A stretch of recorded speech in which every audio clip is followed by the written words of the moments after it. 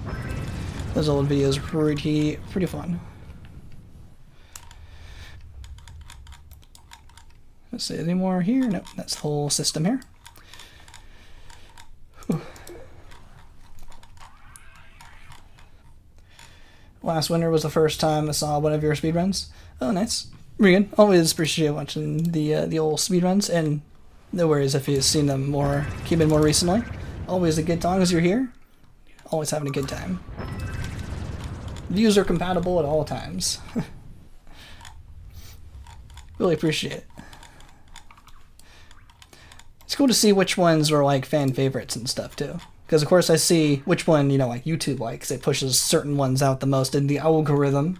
But if y'all like seeing particular ones, I could try to make more videos on those themes. That'd be pretty cool. Maybe you do something like that for Travel Stage. Like, all 5 tribes are attacking me, what do I do? Something like that. Because everyone, you know, thinks the Travel Stage is really hard. So if I could show... It's mostly not to be like, oh, you're bad at the game. The point is to show, like, how to survive difficult, you know, encounters, or what to do when you reach this scenario. Not be like, oh, you're bad because you can't do it. That's never, like, the goal or intention. It's to be like... It's like teaching, like, in this scenario, here's what to do, kind of thing, which I think is always pretty fun. It's like always like my goal for videos is to like. There's only one planet. Oh no, I see. Oh, it really blends in. I can barely see that. Like if certain tricks and stuff, kind of like I was just saying, like if people didn't know the duplicating the flying fish ability was possible with the graphics effects switch. I kind of imagine like that trick would be like at the bottom of the iceberg, right? It's not very well known. It's only known basically by me and like a few other people. So my goal is to like lift it up to the top of the iceberg, make it more well known, more common knowledge. Because I feel like unfortunately like the wiki doesn't explain a lot of stuff very well, like some glitches, or like they will just kind of say things without that aren't real, or that's actually modded, that's not possible. And I'm like, they gotta show the video evidence, show how to do it, how is this possible, make it actually well known, because I feel like they make it more mysterious than it needs to be. You'd use Baby Glitch every time? Yeah, it's a pretty good one. That's probably one of my top favorite ones, just because it makes Travel Stage so much easier. Because you can basically buy as many babies as you want for 10 bucks. 10 food.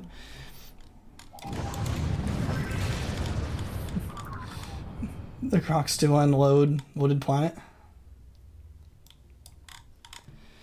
What do you mean on Wooded Planet? Oh, like the texture wasn't there?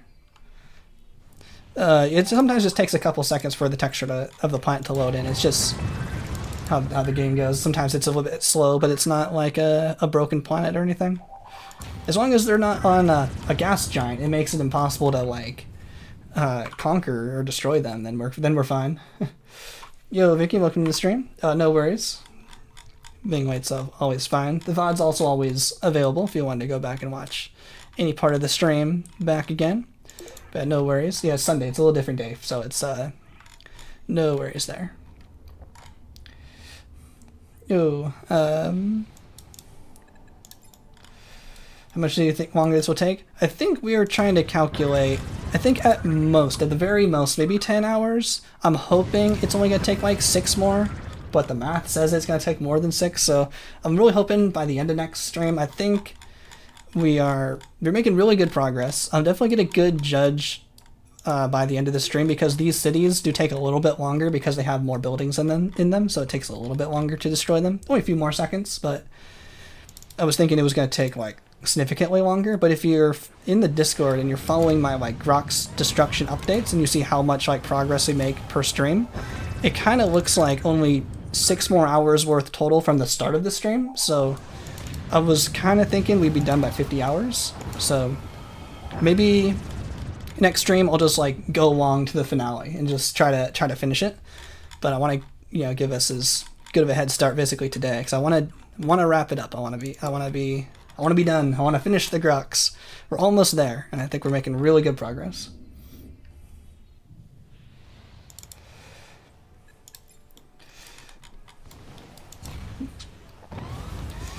You don't know if the bread is done yet. You cooking bread? We cook bread occasionally from scratch. It's pretty good.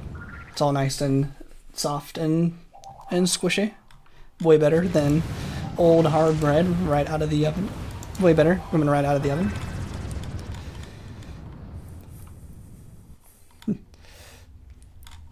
You thinking about doing your own Grox eradication? Oh, it's like the streams make it feel really daunting. As long as you're hopefully that's what you're saying.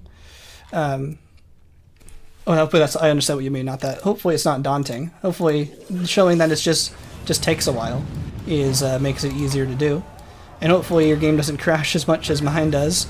But as long as you make yourself invincible, it's just basically just takes time. It's not too difficult or anything. So hopefully the stream makes it easier as well. There's too many E's. Tracks. Get them. That happened earlier. I think I had to give someone a timeout earlier. It's like the first time ever we actually had to do some moderating. Yeah, I really appreciate the moderating. Fortunately, I had to do some earlier, but it's pretty rare. Got him. What's with the watermelons? Too many watermelons. They're pushing the chat up too much. I can't read the chat. Yeah, really, yeah. Give it a try. This is my first time ever doing it, so I was pretty I was a bit intimidated as well. I was thinking it was going to take like 80 hours. Literally 1984. They're making it practically more difficult because I gotta scroll up the chat because I have it so zoomed in. It makes it easier for me to read. I actually didn't realize you could zoom in the chat. It's at like 150% of normal Chrome. And I know that was a big problem of mine, is I have a really hard time reading accurately while playing, and the zooming in really helps. So, yeah, no, it's just kidding. No worries. And time there was moderating in 1984. Dictator stream. But yeah, because it's not only like this tall, because it's so zoomed. So, hard for me to find it.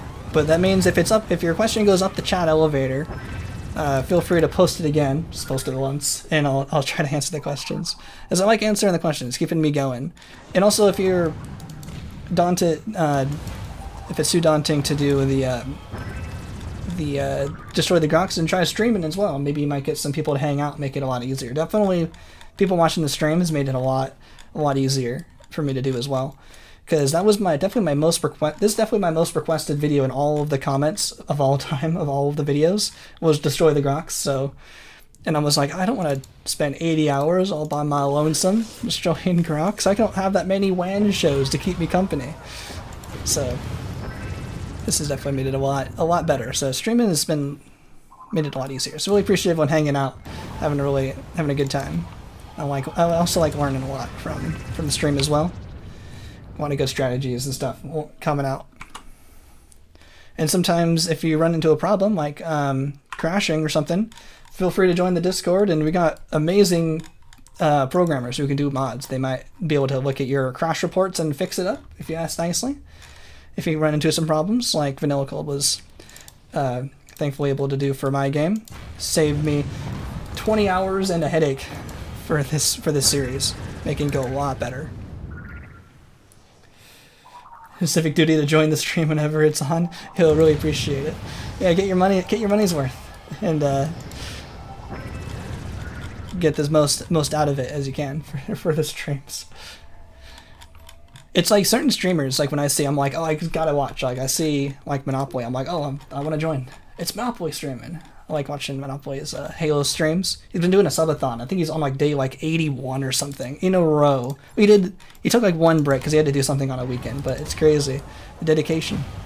I like watching their streams. Also the other Halo streamers. So I totally get it. Let's see.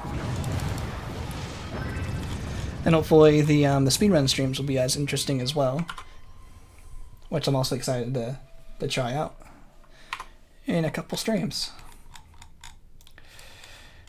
Oh, I missed a planet. Whoops, there it is. You have to sit with my earbuds mic. As long as it's good quality, that's fine. As long as it sounds clear.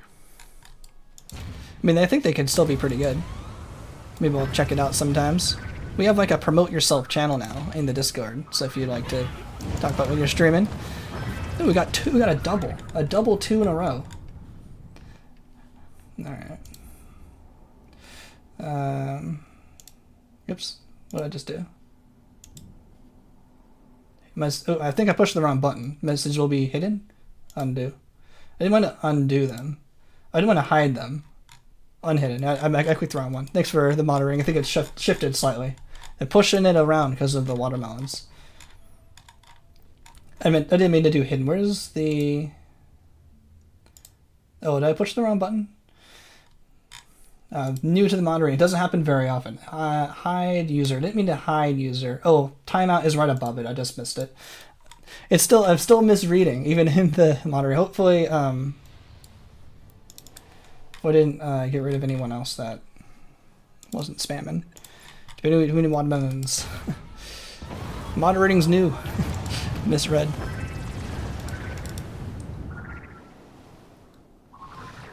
Yeah, hopefully I didn't mess anything up in the chat there. Let me know if it's there, and then hopefully Trax can fix it.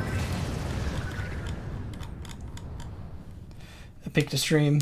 Yeah, the you have to click the 3 dots, and it's like there's like add moderator, there's like hide from stream, there's put in timeout. Chat's all good. Okay, cool.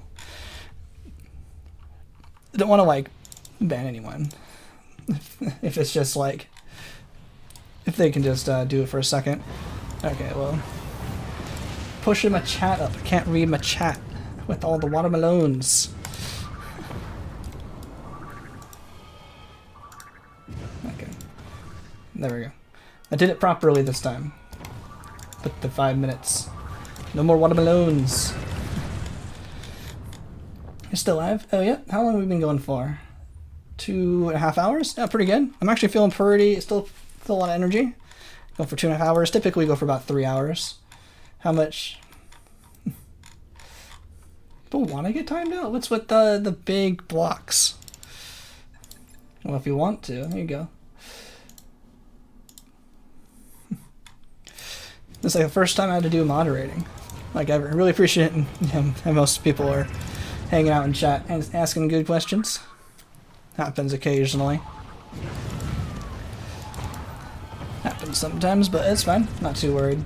My watermelons. What was that from? I think it was a video or something about a watermelon. Made me think of that. Watermelons will be rationed to one watermelon per minute. Yeah. Get your daily watermelons. It's fine. And people have found me weakness. Chat elevator pushes it up too much. Helps me read though.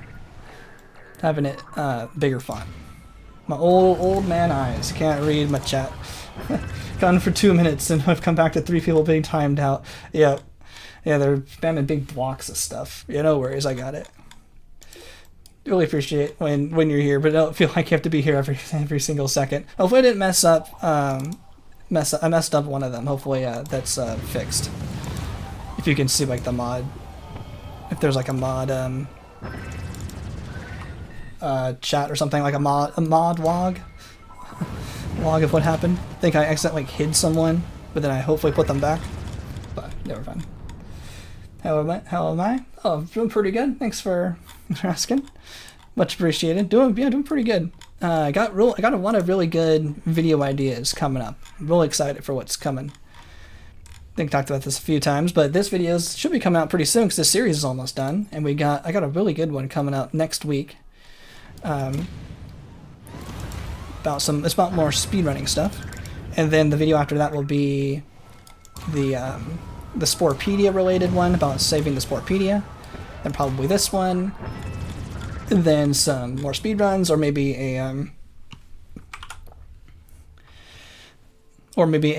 the Galactic Adventures glitch showcase. So I'm doing pretty good. We're excited, and we're going pretty fast through here.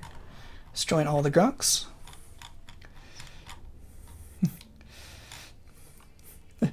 Summer Medium propaganda. How did they know I was AFK? They knew. They just Sense it. Yeah, no worries. These houses on the minimap are really hidden. They're hard to see sometimes.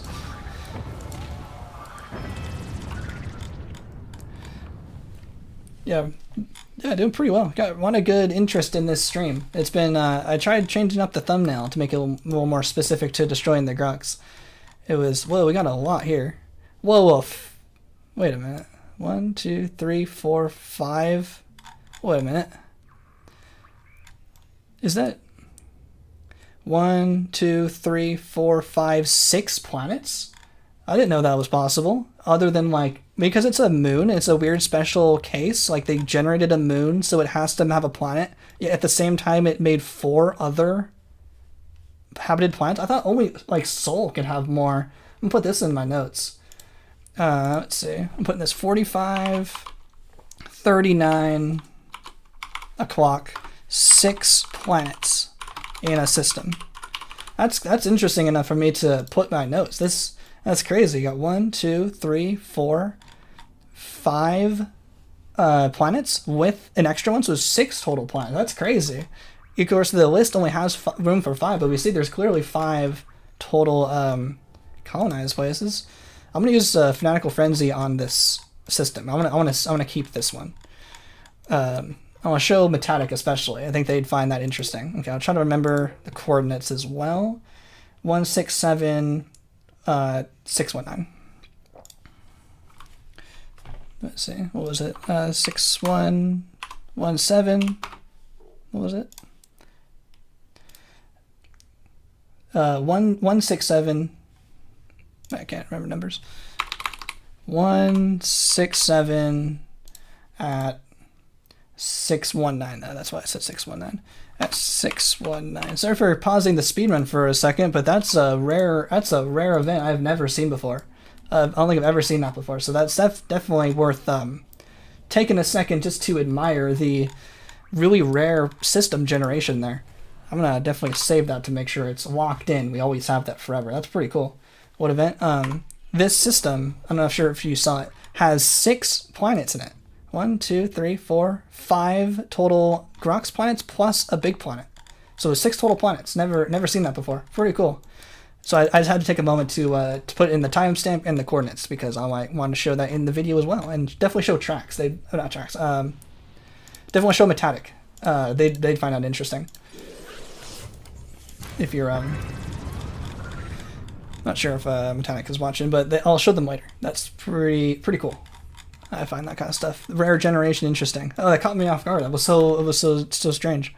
Keeping it. I'm gonna use the Fanatical Frenzy on that one when it's ready. It'll also probably make up all the time that we lost by watching it, because the Fanatical Frenzy only takes like 30 seconds, when that would take 2.5 minutes to destroy all 5 of those. And I want also to show that there were 5. I also want 5 colonies. There were 5 colonized planets on a system with 6 planets in it. So pretty cool.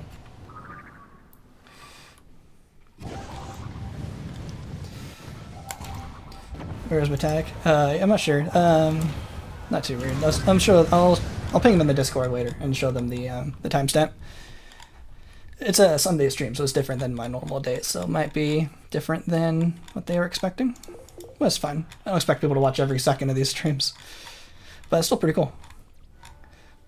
Hell, more eco collapses. Yeah, we got 3 eco disasters going on right now, and I'm completely ignoring all of them because we don't need them. We have all of the badges we need. Point update for anyone who's new and didn't watch the beginning of the stream. We get all of these badges. We've completed every badge except the Joker, and of course the question mark badge, which is the destroying the Grox secret badge. So we don't need to do anything else, and this doesn't cost us any money to destroy the Grox, so everything else can be completely ignored. Even if it's our purple spice planet, don't care. Doesn't matter. We're ignoring it. Makes this go faster. And we see how fast we can destroy the Grox purely by like laser focusing on destroying the Grox, minus some other cool stuff that I would like to just take a look at when it comes up. Is Steph Chow on? Another eco disaster. I'm not sure. I don't think I've seen them today, but doesn't matter too much. They can watch the VODs. Yeah, look at this. They can just untrack. Now we got 4. Yeah. They don't need to watch. Wait a second. No, they're really good viewers. All good. All fine. Laser focusing. Yeah, laser focusing with bombs. So we're bomb focusing.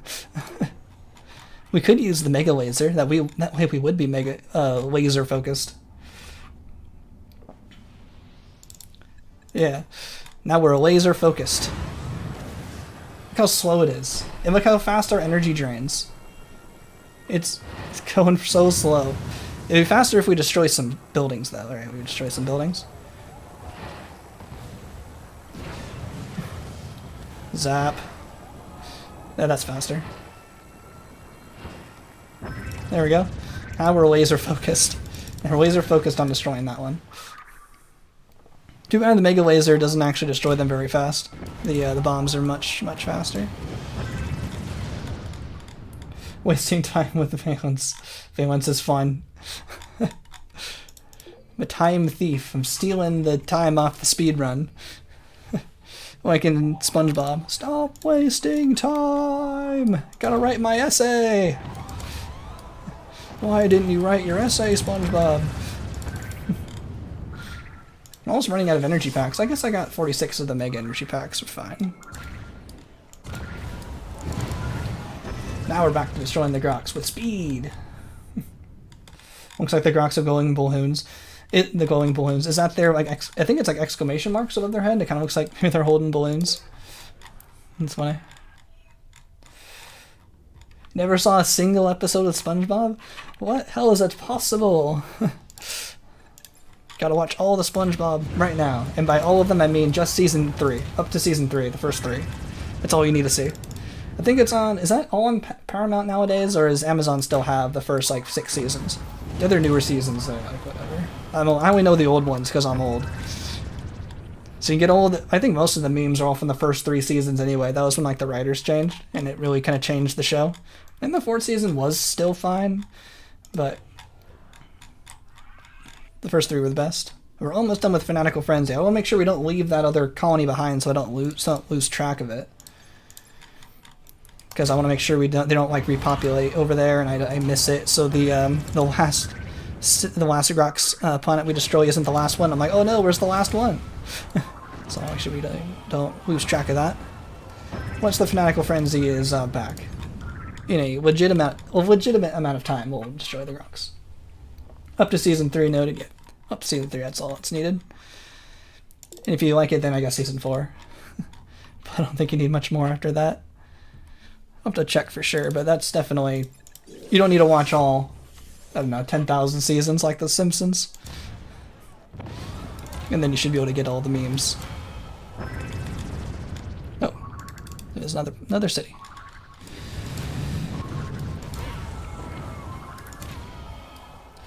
Yeah, I think Paramount, if they have all the SpongeBob episodes, basically it's the SpongeBob and the Star Trek streaming service. I watch a lot of Star Trek, so Paramount's pretty good for that. Too bad their like actual player and everything about the app is bad. So like the worst one. But it has all the Treks. In the middle of Voyager, finished Deep Space Nine. I watched the original series a long time ago, so I probably gotta see that one again. I've seen most of Next Generation, and of course Deep Space Nine is the best Star Trek by far. Of like the, that old like era. But the newer two, the Lower Decks and Strange New Worlds, those are also pretty good too. I don't know how I started talking about Star Trek. I'll always talk about Star Trek when I can. And of course, if anyone's watched Deep Space Nine or knows Star Trek, then you probably would have got my Bajor jokes. Bajor planet joke from one of my other videos. I needed a planet name, and I was like, what would be a funny planet name? And I was in the middle of Deep Space Nine. I'll use Bajor. And it's funny, one of the comments seemed to get it too. It was funny, because I didn't make any I just said Bajor without making a big deal about it. I was just as if it was just a random planet name. And then there were some pretty good comments that were like, Benjamin Sisko, the main character of the show, would like the name of that planet. Because that's like the point of the show. So I thought that was pretty cool. People got the joke.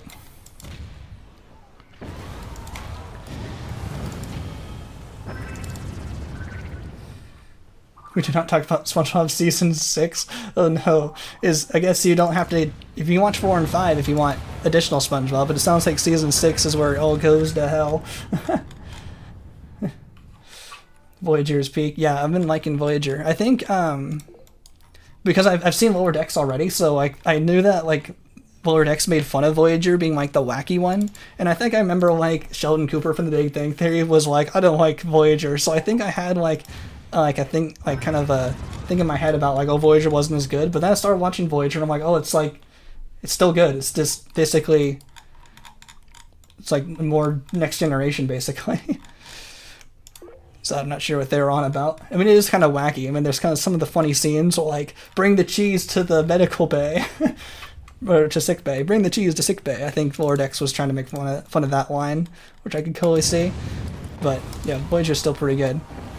I also like how Janeway is like also really involved with the ship's like functions. Like Picard and Cisco, you know, they have crew for ship's functions, but Janeway was like actually in engineering a lot, actually like knowing what to do and like giving like suggestions on how to fix stuff, which I think is actually like really cool.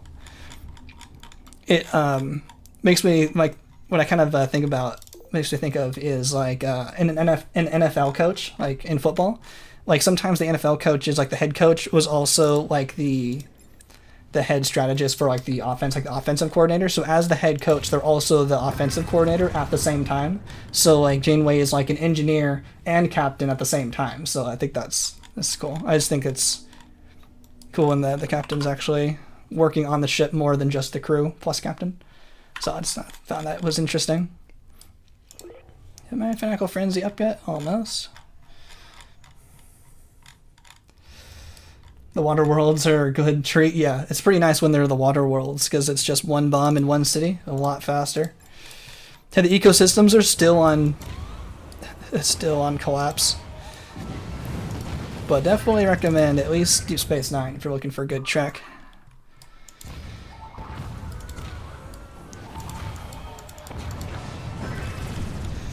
Let's see. Does a TTS have a Mr. Beast voice? Yeah, I'm not sure. Where is that? Is that here? I think this is the link for it. I think you can check the TTS in here. I think this is where all the voices are. You let me know if it has Mr. Beast in there. It has all the ways that the TTS works in that link.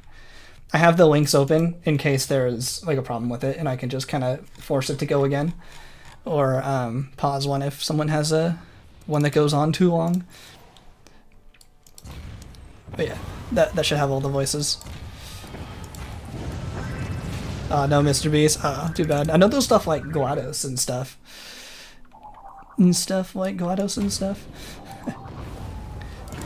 Some of those are pretty funny. It'd be funny if you get like a Grox voice. I think it costs a lot of money to get like a custom one. You have a friend that sounds like Mr. Beast. That's funny. Ooh, they got a lot over here. How's our Fanatical Frenzy? Oh, we actually are pretty far away from the edge of Grox space. Let's go this way.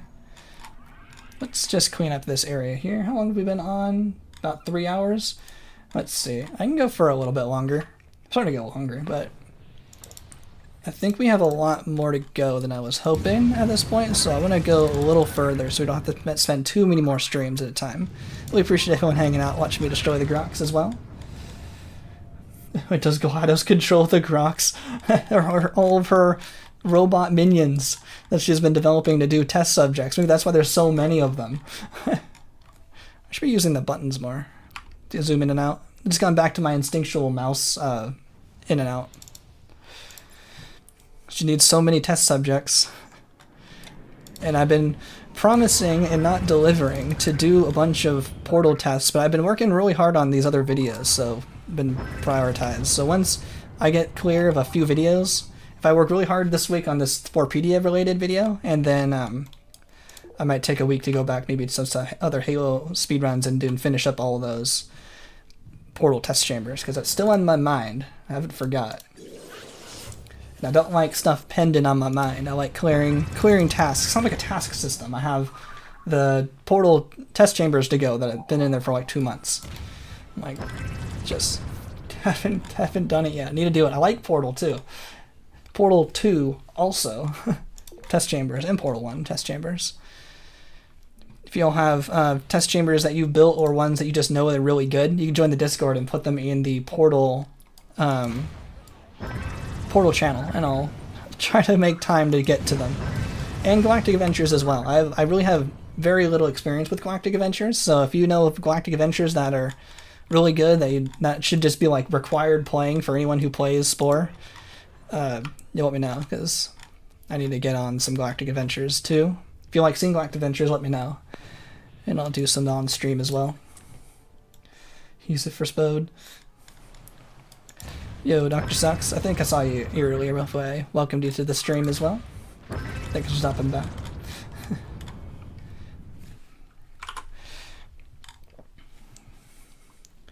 More saving, and the saving does take some time. I was saving definitely a lot more back when it was saving a lot, so that's saving a lot of time, because that counts for time. The load remover doesn't take out saves, because you can save whenever you want, so if you could just pause the timer in a speedrun because you're saving, that would be right. So the time still does include saving during a speedrun. Like, you get free time to think for like 2 seconds, so we've agreed to not have the timer pause during saving. I also think it was really complicated to make work. We couldn't really figure out exactly how to make the timer pause during the saving. I think I found a way to make the timer pause using Cheat Engine. It's all through Cheat Engine to make the timer pause. Whenever the mouse turned into like a spiral, like changed like the mouse thing, but anytime the mouse changed to like anything, it would pause. I couldn't get it to like specifically be the spiral, so anytime it's not this kind of cursor, it would pause, and that wasn't quite what we were looking for. So it also kind of made sense to just not have the timer pause. More background for the speedrun stuff. If you watched my newest video yesterday about Civilization Stage, how there's a lot of discussion that goes into the rules and stuff that you might not necessarily know just by watching the videos, but a lot of stuff has really been talked through to get to this point. It's not just all random. Some thought went into these rules. Maybe the adventure maxes at dark. Oh, I've actually played. Oh, I should probably be more specific. I mean more like the community made ones. I've actually played all of the Maxis made ones. If you watch my video with Obama in it, the how a bill becomes a law, I show all the ones that are made by Maxis. I've actually played all the ones that are made by the Maxis employees, like Maxis Cactus, Maxis Miller. I think there's like, including the ones in the base game, there's like 79 that I have played. But basically that's it. But I've also played the one that I think was Fanatical, or maybe Trax showed me, was the one of the more difficult ones. The what was that one called? The Braintree. That's what it was called. The Braintree Adventure. I played that one, and that was when I really didn't have any experience with Galactic Adventures, and my captain was not at all prepared. So of course, in my speedrunning fashion, I had to find a way to get a very overpowered captain into an adventure without legitimately leveling up to level 10, because I have so little experience with it, with all those adventures. Because normally it's a pain to level up your captain all the way to level 10 just to put the right parts on so you can play like a specific adventure. And I'm like, there's gotta be a better way other than just making it, because I also didn't want to do it where it's a locked captain, because that's cheating. I can't see the city. There it is. Because you can make it a lock captain, make whatever you want. You can basically make a custom captain and then edit the adventure and then put your locked custom captain in.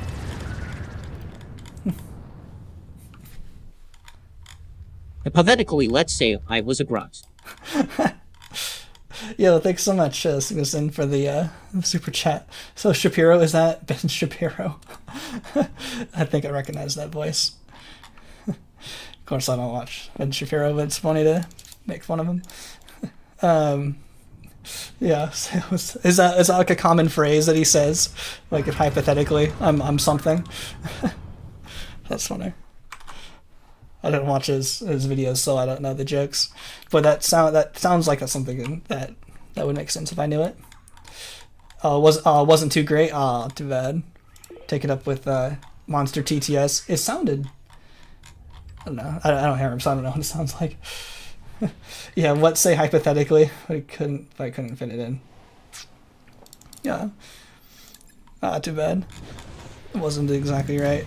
I think you can preview if you sign in. Basically, as if you were a streamer yourself, you could preview the sounds. You get like 400 or something as like for free as for like the stream. So if you like sign in with Twitch or YouTube or something, you can get 400 free ones. So you can test them out and find some funny ones if you wanted to test it before putting on the stream. If it's if it matters to get it just right. But yeah, I really appreciate the super chat as well.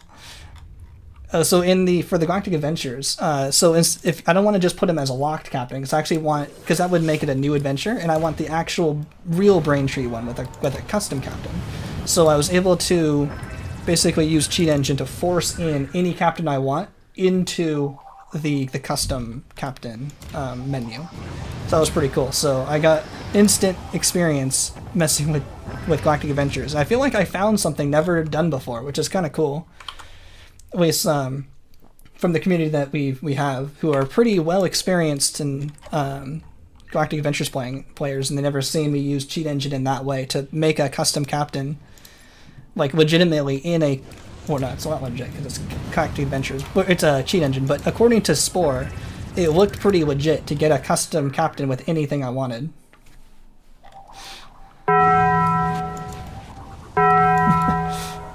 Got the double Taco Bell sound. Yo, thanks again for the super chat. Bong.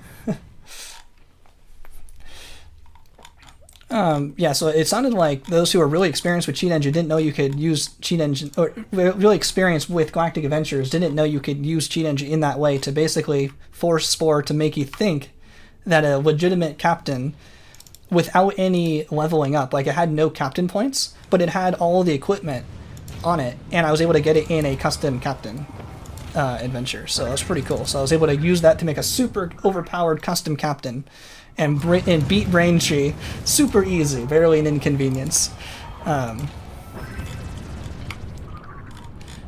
beat it. Some phrases I watch on YouTube are just built into, or just embedded in, like of course that's Ryan George line. He makes pretty good videos. Give credit to Ryan George. Let's see if I miss something.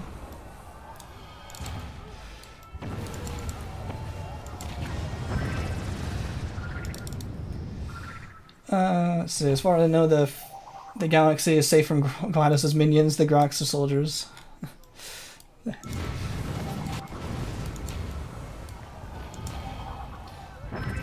Said this a while ago, but the thread it made it uploads sent a link into Civ Speedrun that correctly, so change it to that. Oh, okay. Oh yeah, I was also wondering that why. That was a good brought it up. I'm sure Trax, you have a lot more experience with Discord than I do. So in the uploads channel, when I posted the video yesterday, it put the link in, but it didn't embed properly. It didn't put up like, you know, the full like thumbnail. I was wondering what I did like either wrong about the video or how I posted the link. I feel like I just did it the exact same way as I normally do, but it was just the link. It didn't. Whoa! What the heck? Did you see that? What do you see? Those like look away if you have visual sensitivity. What was that? I was actually looking over here, so I saw just crazy flashes through my OBS. What the heck was that? I saw crazy flashes. But yeah, the video didn't like embed properly, so I'm not sure why. If I could just edit it and repost it so I don't have to post a new post, because I don't want to change like the date that it was posted on. But it was just kind of weird. I want to make sure I do it properly next time. But it sounded like the thread way that you posted it was better. So if you look at the upload thing, I'm not sure why the embed in Discord didn't work properly when the stream worked just fine. And I did today, and it did the exact same way. You can edit the message and try it again. Okay, I'm gonna try that. Yo, time to dip. Yo, no worries. Gotta keep that sleeping schedule on point. Oh yeah, nice chat. Yo, thanks so much for stopping by. Yeah, your sleep definitely more important than the stream. No worries. Definitely keep your sleep schedule on track. Very important. No worries there. Yo, thanks so much for hanging out, and thanks again for renewing the membership. Always appreciated. Thanks so much. And the rest of the VOD, of course, will be on YouTube as well with the chat along with it. So if you'd like to catch the rest of it when you're not worrying about your sleep schedule, it'll still be there for you. Really appreciate it as always. Yeah, use the link I sent in the thread. Okay, is it the link because I use like the share link? Like it's the short one, right? Let me check it.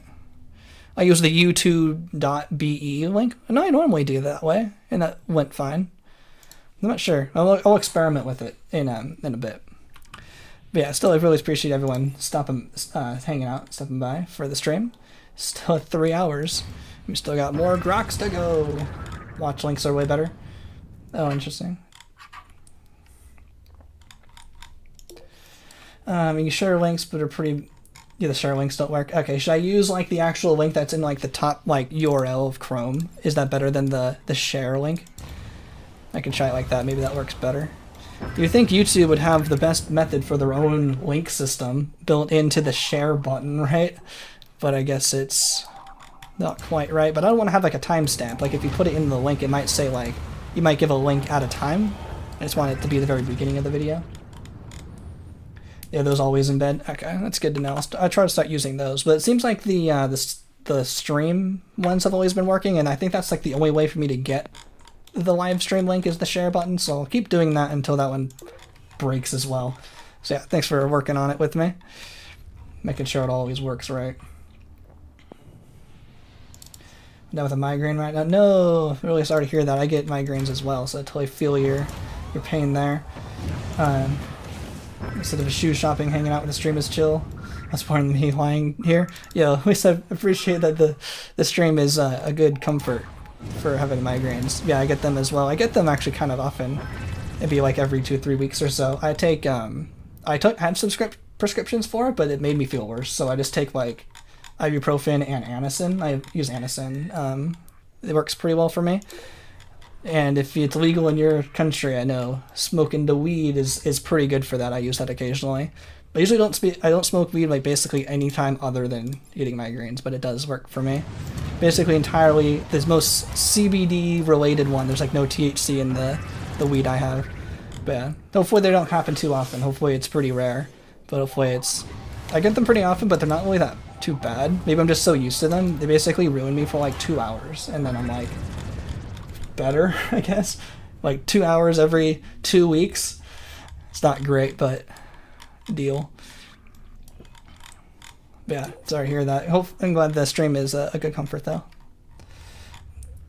How many Grox are left? It's got to be less than like 20%, I'd say.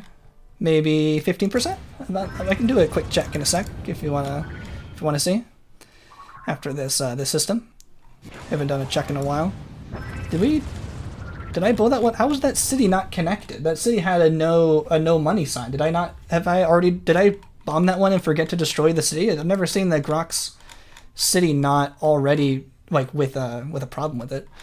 So we have, I think we've gone around this way. We have this center group and I think this thread and then this thread. So we have basically like this much to go out of this. So 15% maybe? I think we're hitting like 20%. 20% of the way there. 20% left. So 80% of the way there. I think we're getting pretty close. Ooh, it's the river lava planet. Those ones are cool. Not bad enough to get with anything more than ibuprofen. Oh, that's good. Inherited from anything to go by might be a change. Yeah, I think it's inherited. My mom and my uncle and my grandma all had them. My grandma had them kind of often. So that kind of makes sense that it's inherited.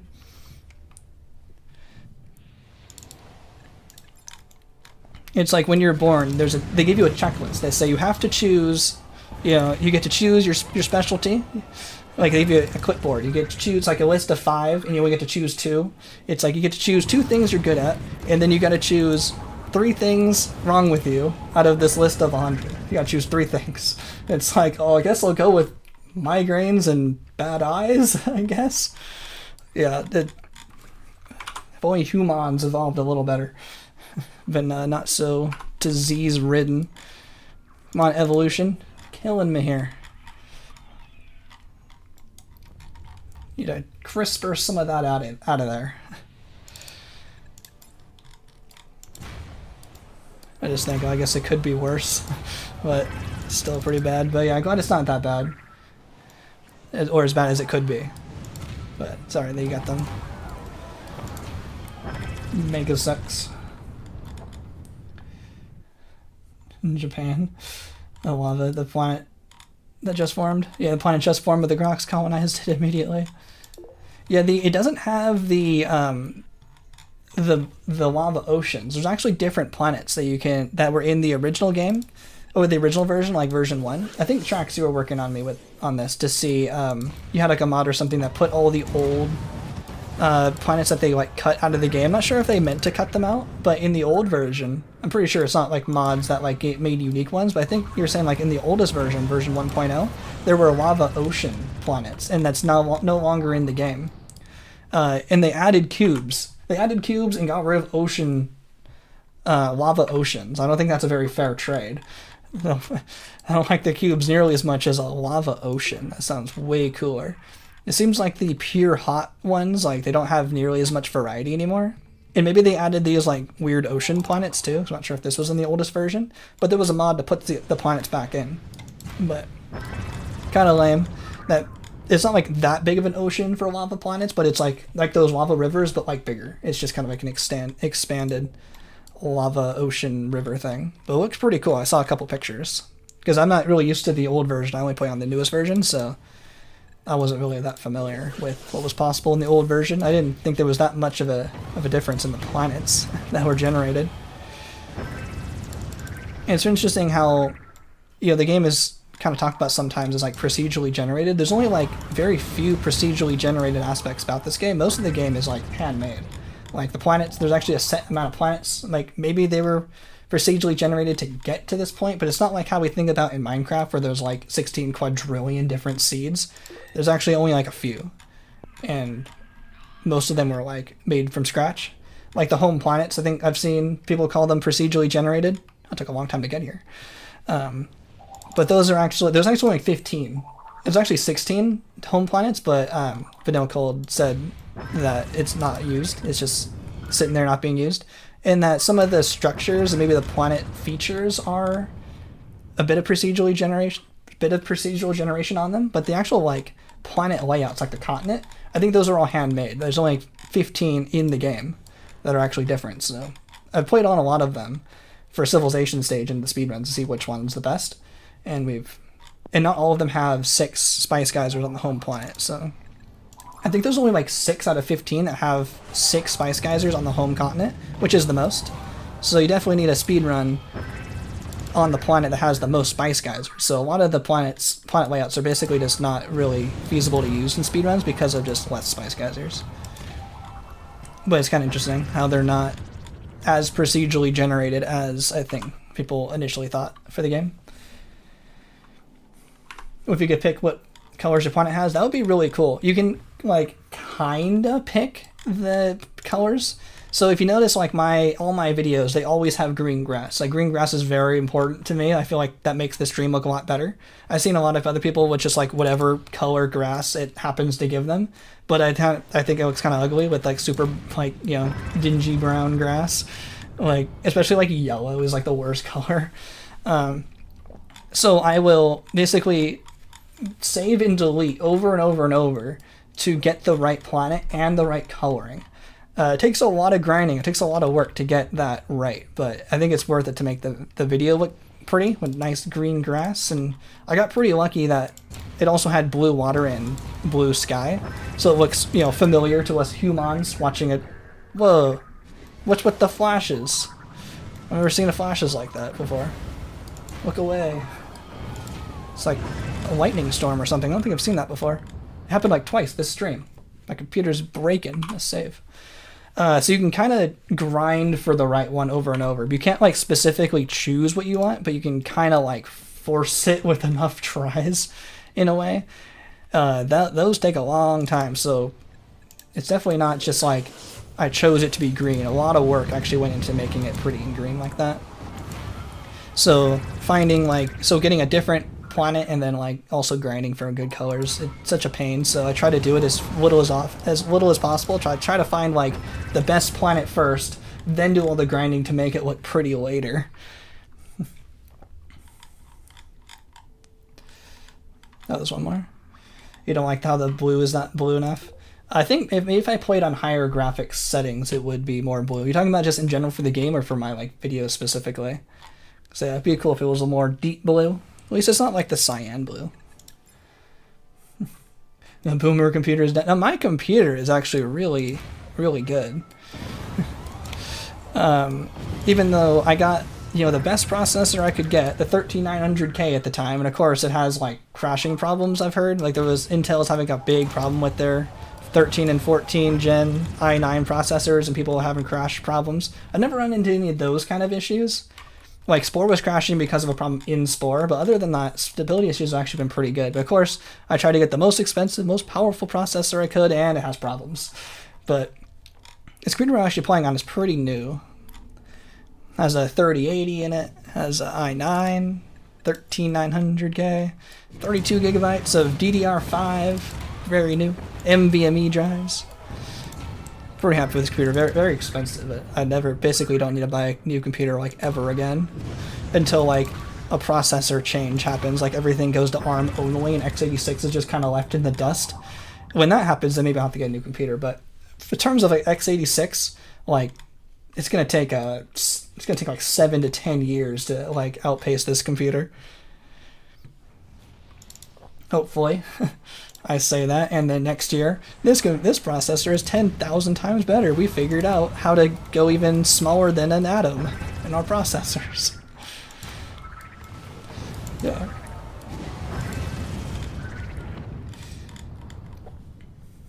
Spore crashes because it's Spore. Yeah, it's not this. Yeah, this Spore CPU. Yeah, that's funny. Maybe Maxis made those CPUs. That's why they're crashing. Did you misread, or did someone complain about the blue and then delete it? Oh, I probably just misread it. I'm pretty bad at misreading comments, but the game's flashing in a weird way. Yeah, someone complained about the blue, then deleted it. I'm not sure if they deleted it. I think it will say like message retracted. I'm not sure. I can't find it. I saw it at the time. Can't find it anymore. No worries. You have a problem with certain games where in certain moments the monitor shuts off and sometimes audio plays like it was crashing. That's strange. That's strange. If you updated your like your graphics drivers, all the drivers up to date, like your monitor shouldn't be turning off. Does it go like? Does it make the Windows turn off sound like the bump, ba da bump, and ba da da da da, or something like that? The ba bump, like your graphics card's like being unplugged, so it turns off like what's happening on screen. That's pretty strange. Monitor shouldn't be turning off. I have definitely dealt with some very cursed computers. Like, some computers are just cursed. Like, there's nothing wrong with it. Like, there shouldn't be anything wrong with it, yet it just, like, it crashes or just weird things happen. Most of the time, I blame Dell. We had a computer, like, a pre-made by Dell. That computer had so many weird, random problems to it. I 100% blame Dell. We've completely wiped Windows and just reinstalled it, just, like, from scratch, from, like, a Microsoft reinstall. Works fine now. I don't know what crap software Dell installed on that, but it definitely did not work. I blame Dell. So sometimes computers are just cursed. Yo, welcome, Polish Oreo. Welcome back to the stream. You have a really old computer from 2010. It runs Spore better than your new one. That's interesting. Wonder why. Because it's still only running in 30 frames. How far do we have to go? Okay, I think for this stream, I want to get rid of all the threads and just go like right to the circle here. I think we have a bit more to go. I think I'm going to get too tired after an hour. I think either cut off all the threads or an hour. An hour more. How long have we gone for? 3.5 hours? But I really want this to be finished. Let's see. Where am I going? I haven't really gotten better at using the keyboard, the plus and minus. But I think with this computer, I think it's only like ever crashed like blue screen one time. Better not happen now because I'm talking about it, but I did try overclocking the RAM. I did put it higher than it was supposed to because I bought RAM that was supposed to go up to like, you know, 6800 or something. but the default motherboard settings wanted it at like 4800. So I was like, all right, well, let me put it at like 6000 megahertz or mega transfers or whatever RAM is on.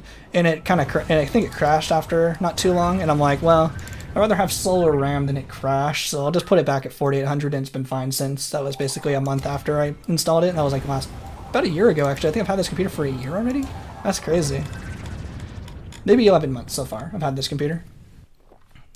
And it's funny how my version of Premiere, I use Premiere, it's kind of like PowerPoint. I use like the weirdest randomest software for this stuff. I use Premiere Elements 2021. It's not Premiere Pro. It's like a slimmed down version of Premiere, but you can still buy it like once and have a permanent license for it. So I figured that was better than buying the subscription for Premiere Pro, because I don't really do that really kind of fancy editing, and it's like fine. I'm used to having editing software I just buy once. Like before Premiere, I was talking about earlier how the No Evolution run was the first one done on this version of Premiere I have. Before then, I was using Corel Video Studio 8, I think. That software was so bad. And then before that, I had Corel Video Studio 5. It was so much worse. That getting Corel 8 was so much better. I was like, oh, that's way better. Because Corel 5 was just so much worse. And then Premiere Elements is so much better than all of Corel. I would never buy Corel video editors ever again.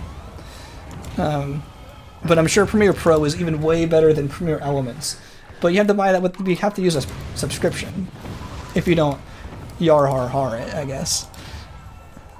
But I'm too worried about my computer breaking, so I actually only have real software on my computer. I was saying earlier, I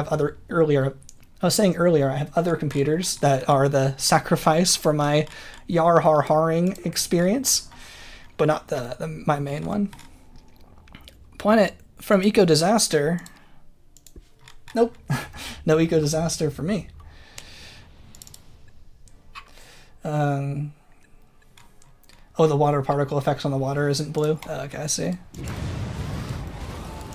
The LEDs stay on? Oh, that's strange.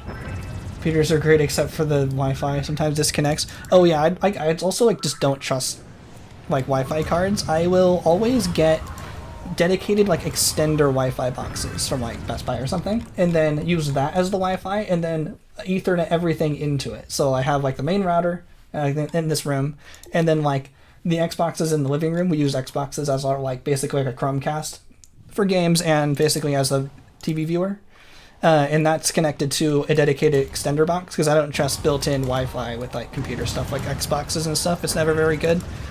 So we could plug it in also to multiple things, like we plugged that 360 into it, plug our Yarhar computer into it as well, and it's way better than having to buy 3 separate Wi-Fi cards or having to depend on Wi-Fi cards built into the Xbox or that come with pre-builds.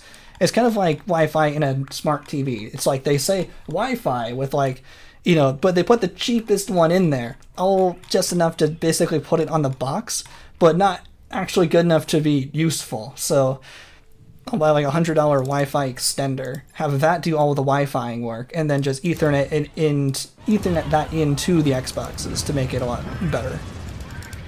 I like dedicated hardware for certain stuff like that. I feel like that works pretty well. So I basically don't, other than my phone, that's like the only thing really using the Wi-Fi that's not using one of the boxes. Your PC blue screen because it was overheating. Oh man. Is your ventilation not very good? My computer's actually in the closet. It actually does get kind of hot, but I close the closet when I'm streaming just so it's like a fun, good background just for like the closet. But the computer's actually in there. I open up the closet when it's well, I'm not streaming most of the time to let the airflow in and out because it's actually huge. It's like a giant cube, and I didn't really have anywhere to put it. I got like a giant rack for the computer with all the Xboxes and stuff as well.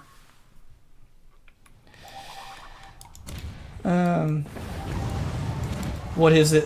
What is the R-har-haring? You know, privateering, you know, sailing the high seas, getting your Linux ISOs, you know, pirating. The most pirating we do is for live like events, like if pirating Red Zone or something like that, because we go in and out of actually paying for that kind of stuff. But if something is like out of network, Like we want to watch something, like watch like a football game that's like, we're paying for like YouTube TV, so we have like cable and like Red Zone or something. So we're paying like all kinds of money, but we don't get like the in-network games. Like we want to watch like specifically like Green Bay or something that's far away from California. We can't find that, you know, stream. We can't find that game in our legit service. So yeah, I'm gonna pirate that. I'm already paying too much. I'm not gonna buy something extra. That's already way too much money. So that's kind of the most I'll yar har. Shiver me timbers, sailing the high seas, download some Linux ISOs. Pirating. Yeah, that's basically what it's for. It's for like streaming. But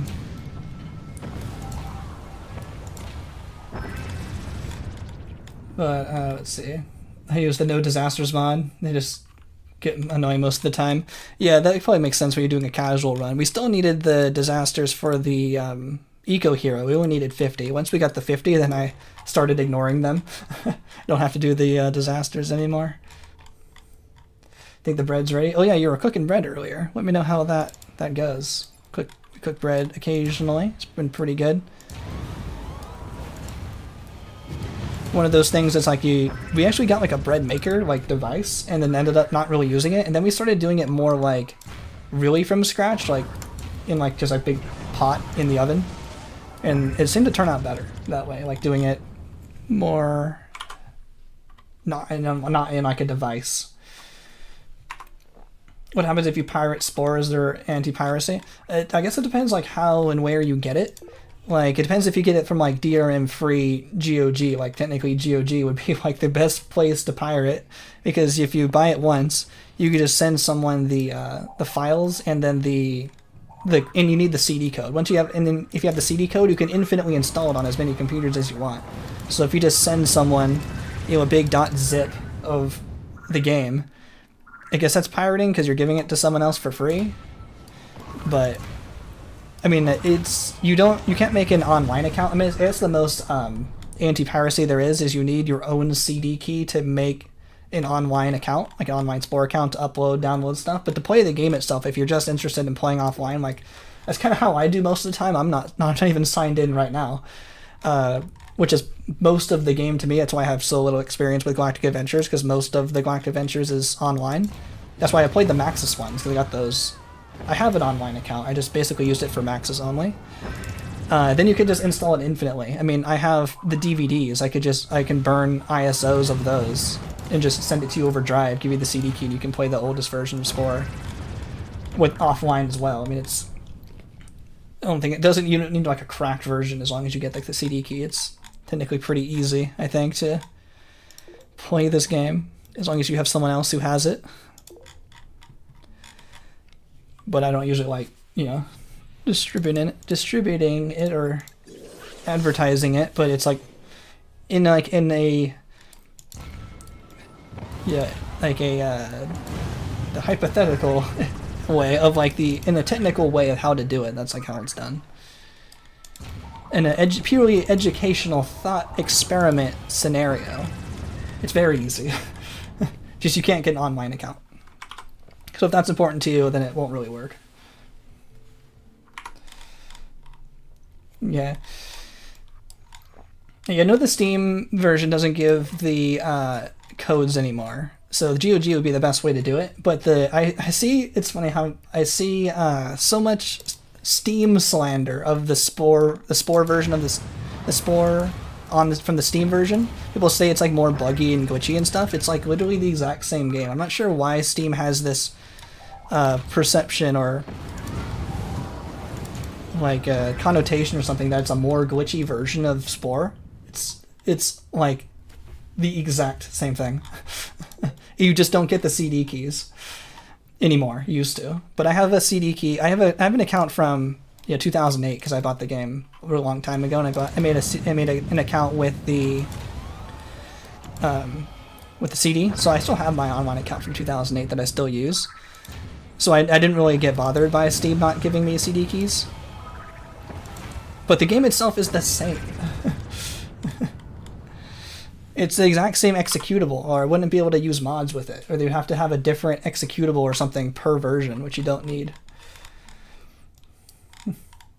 Spore version of the Steam, indeed. Spore version of Steam. It's getting late. Head's wearing out of steam. 3.5 hours. Run out. So I need to stop after 3. Kingly After Dark. This is what it sounds like when my brain's melting.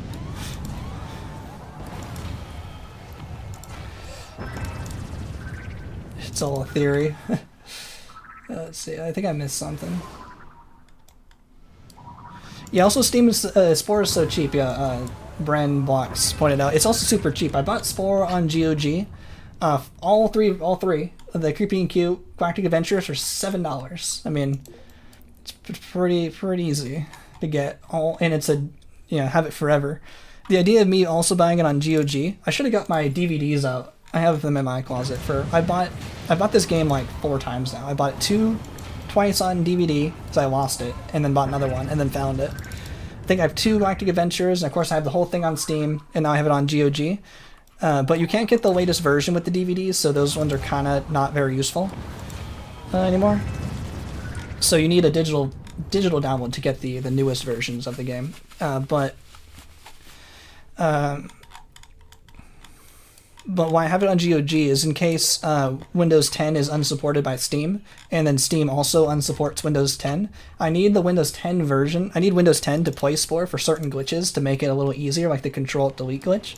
I think it's still possible with Windows 11, but it's either a little more difficult. I haven't tried it yet because I don't use Windows 11. I'm still on Windows 10. But I think I've heard it's still like theoretically easier on Windows 10. So if Steam loses support for Windows 10 and I need speedruns, and I still want to use Windows 10, I can use my other computer that's still Windows 10 and use the GOG version for the latest version and continue playing Spore forever, because there's no way for Steam or EA or whatever to stop me if I'm playing offline Windows 10 because it's not supported, so I don't want to put Windows 10 online anyway. And then I don't really care about online status for Spore because I mostly play offline for speedruns anyway, and I can just play the GOG version forever. That's kind of the idea, so I bought it with that in mind. So speedruns can last forever, so I can play this exact version of the game uninterrupted, no matter what Microsoft and Steam does. So that's kind of the cool stuff about DRM free and doing stuff offline. And being able to play this game forever. Infinite videos is still important to me.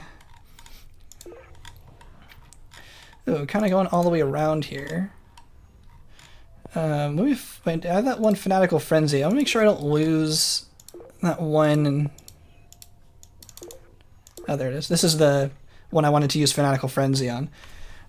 In case you're new to the stream today, this particular system I thought was actually impossible to have occurred. This system has 6 planets. So 1, 2, 3, 4, 5, and 6. I thought maybe what happened is because there's 5, which is the most it's supposed to have, Grox systems, but they put it on a moon. A moon has to be next to a planet, so that forced a 6th planet in. So maybe that's what happened.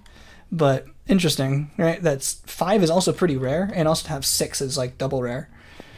So I'm going to use Fanatical Frenzy because I actually want to control this whole system. I want 5 controlled systems with that extra bonus planet. So I'm going to use Fanatical Frenzy. It's also faster than bombing them on purpose. It takes 30 seconds per planet, and then the Fanatical Frenzy basically takes like 30 seconds total. So it would take like 2.5 minutes to bomb all of these cities in the system. But Fanatical Frenzy, we have it all in 30 seconds. So pretty cool. So now we have 1, 2, 3, 4, 5, 6 places. Pretty cool. So I'll save that. And also, I was waiting for the Fanatical Frenzy to recharge. It was taking a while. Okay, let's see here. I want to try to carve a circle around the Grox here. I want to see how much we have to do still. See how much more we have to go still. So I want to clean up all the threads around the center of the galaxy and hopefully finish it off by next time.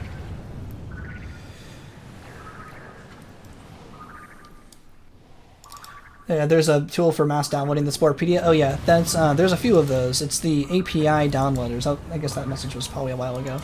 Making sure I'm catching up on messages. I use it for downloading specific Galactic Adventures as the PNG, so I don't actually have to use my Spore account that I have anyway. So that's there's some pretty cool, convenient tools for that, for the Sporepedia. And that's also what I'm going to talk about in one of the videos coming up, is that people are using these tools to archive the entire Sporepedia. Because if EA wants to pull the plug and they're all gone, we don't want to lose it, like, you know, the crew or something. So they're archiving it before EA pulls the plug, which I think is pretty interesting and pretty cool. So I'm going to make a video showing how that progress is going. You got the code when back was on Steam? Oh, nice. Good that I remember that it did give the code. I thought I was going crazy. People said it never gave the code, but I think I bought the game probably long enough ago that I did get the code, but I never used it because I already had my online account. So if I bought it before they stopped giving the codes, do I no longer have the code still? Or because I bought it before they stopped doing it, I still have the code? Or did they just remove all codes that ever existed ever? I'm actually not sure. I never really looked. Never actually really looked for it. But that would suck if they retroactively removed my CD code if I wanted to make another Spore account for some reason. But I'm actually not sure how that works. Oh, I was kind of up too high. I'm now seeing the messages now. Before finishing up the Grox, you want to show your current relationship with them? Oh, I can show them right now. No worries. I think we're at negative 690 or something like that. I'll show you real fast. Yeah, negative 696. Yeah, we'll make sure. I'll try to remember to show them right at the very end too. So 696. I'm not sure if it's actually going to get any worse than that, but that's what it is currently. And I'll try to remember to do a bit of that, like, kind of procedural stuff. Show their relationship, explain the how the Grox home planet is a little different than normal, and then use whatever the poll results say of if we want to Fanatical Frenzy them, Staff of Life them, or whatever we want to do. Maybe Fanatical Frenzy them, then Staff of Life them to keep all 3 cities, I think is kind of what I'm leaning towards. Unless people really want me to, like, Planet Buster them or something.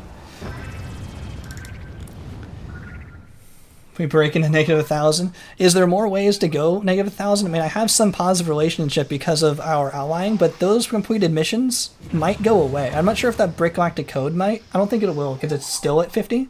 But those completed missions, I think, are going to go away slowly because I think we were at 50 when we did it.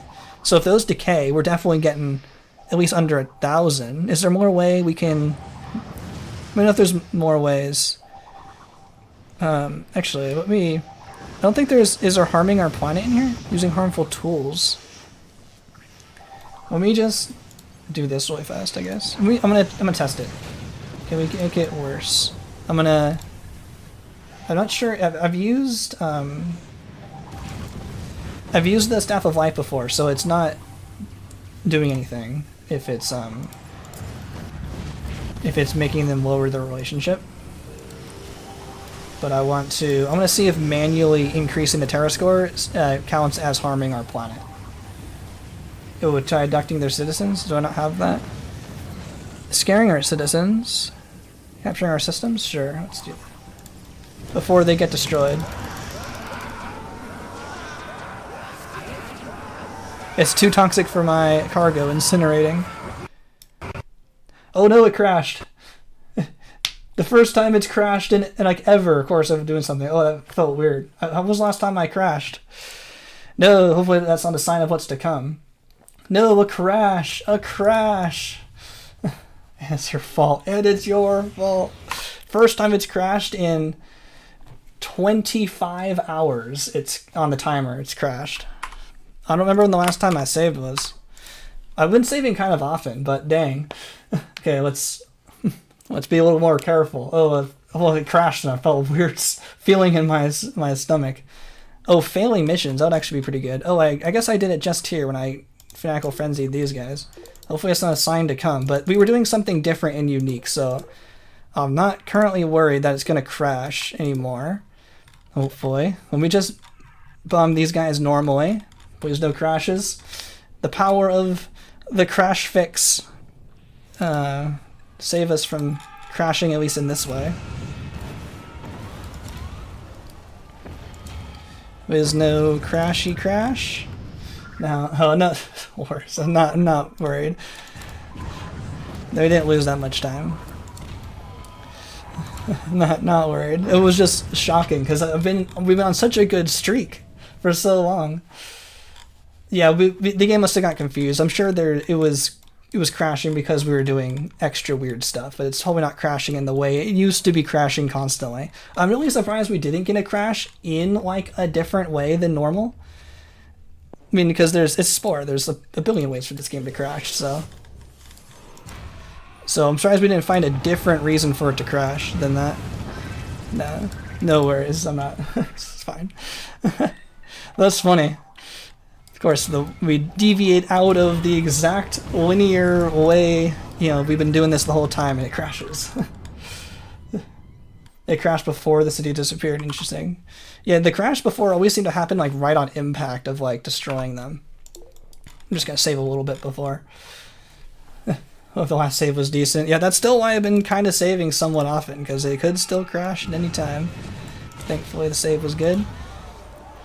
Remind me at the very end of the stream, the part of the crash fix mod puts a message in the console that says every time it potentially stopped a crash. And every time we finished, I've been trying to show it, and it's just miles high. Potential crash prevented. Potential crash prevented. Potential crash prevented with the crash fix mod. So it's been saving us a lot for sure. So I'm not sure why that crash happened, but we're back. Okay,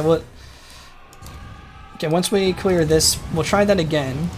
Maybe we'll try abducting their citizens separately from destroying their city through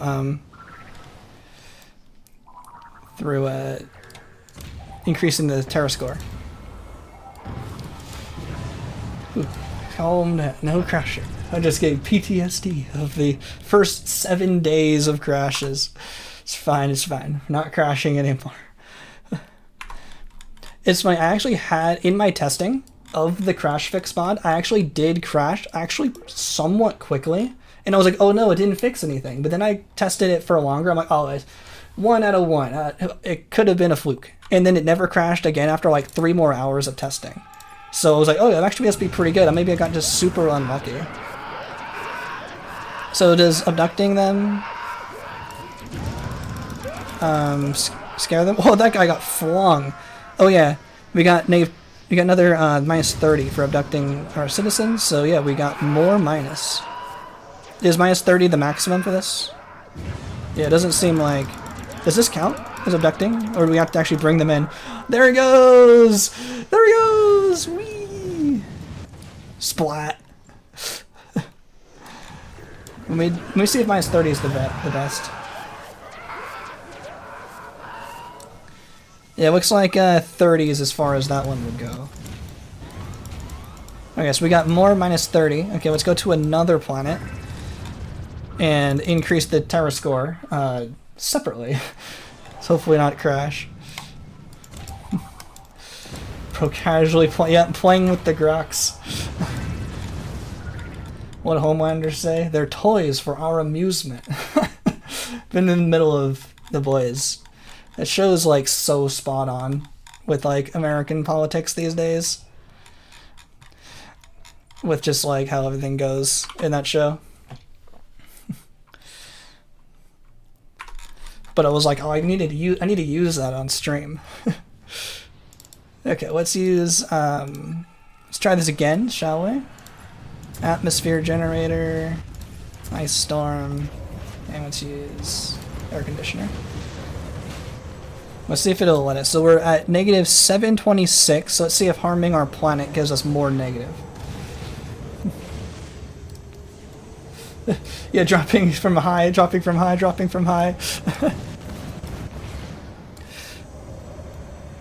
There's so many. Nice. There we go. Terraform one. I'm surprised we didn't actually get blamed for the other planets that happened to just be Terra Score 1 when we show up. I wonder if the game didn't think we were actually to blame for that, so it didn't give us a penalty. Okay. Game didn't crash. That's a good sign. Let's see, did we get any more minuses for that?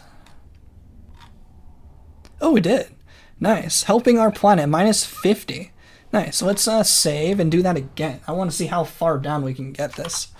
I mean, we definitely could have gotten more if we didn't ally them first, but we have to do something. But this could still be potentially the best if we had to ally them. Like, it has to be some positive in order to get all of the badges. Like with the, I mean, like if we have with all the badges, including this one, this could potentially be like as low as we could go. If we didn't get all the badges because you never allied them to begin with, then sure, yeah, it can go lower. But having all badges, this could be potentially as high as it can go, because we have to wait for that. Actually, no, it's not. Because the Break Galactic Code is not decaying, it's technically possible to ally them without breaking Galactic Code, or at least with a lot lower than 50. So if we wanted to get the lowest after allying them, then we could have to do it again to ally them without breaking Galactic Code. But at least this is as low as we can get for this run, I guess. Because it's possible to ally them without breaking Galactic Code, but I wonder if everything else would decay as well, because you need friendly tools and you need an embassy in order to ally them. Okay, so helping our planet minus 100 is probably as low as it can go, so negative 826 is what we're looking at now. Okay, now we'll go back to bombing. Negative 826, so we still have another. We can't get rid of Grace's greed or superpower. We can do it without that if we want as low as we can go. So we're definitely going to lose that 13 probably, so we probably get to like negative 840, I guess. And then with everything else not there, I guess we could have gotten to like 900. Is there anything more we can do to get them negative? Can we actually get to 1,000? Because we don't have any of those positives. I think that puts us at negative 900.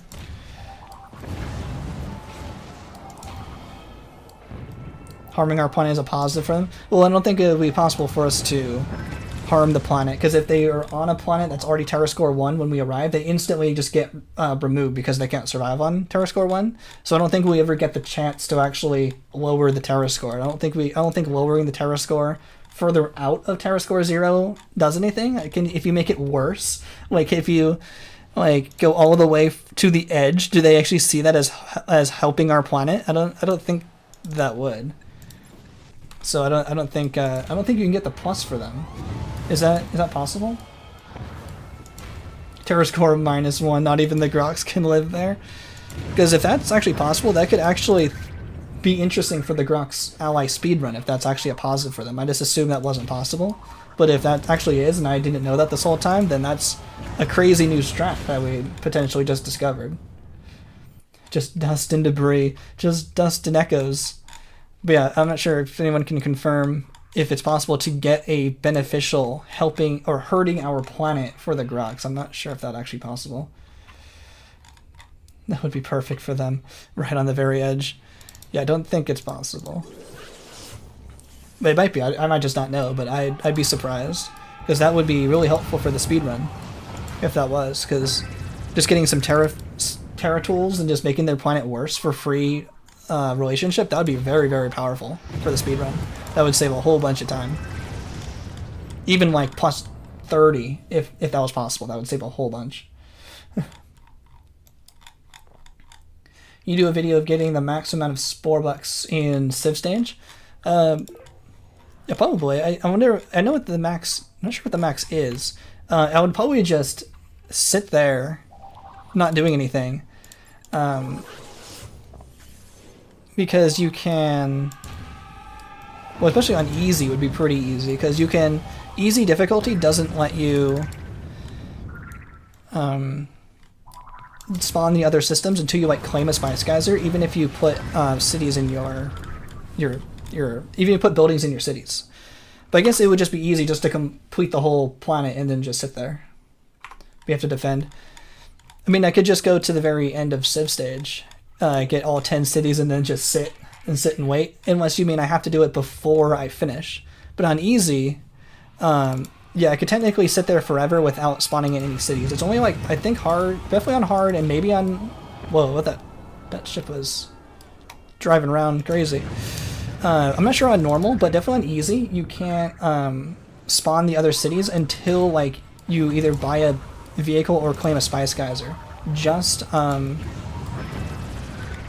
putting buildings in your own city won't spawn the other cities on easy. So you can actually just sit there with one city, crank up cheat engine to like 1,000 times, and then just wait for it. And you could do it with you get the maximum amount of money with one city, which would be kind of funny. I think that's what I did in the shortest timeline video. How I beat Spore with the shortest timeline. That was actually the strat I used at the beginning of Civilization stage. I just sat there and just waited until I got enough money, because I needed to pay all the other cities to make them merge with me like really early. There was some kind of like, I needed to pay them really fast, and if I could just sit there collecting money forever before they even spawn, that's how that was possible. Ooh, lots of Terra Score 1s. It's going super fast. What Terra Score to Gas Giant be?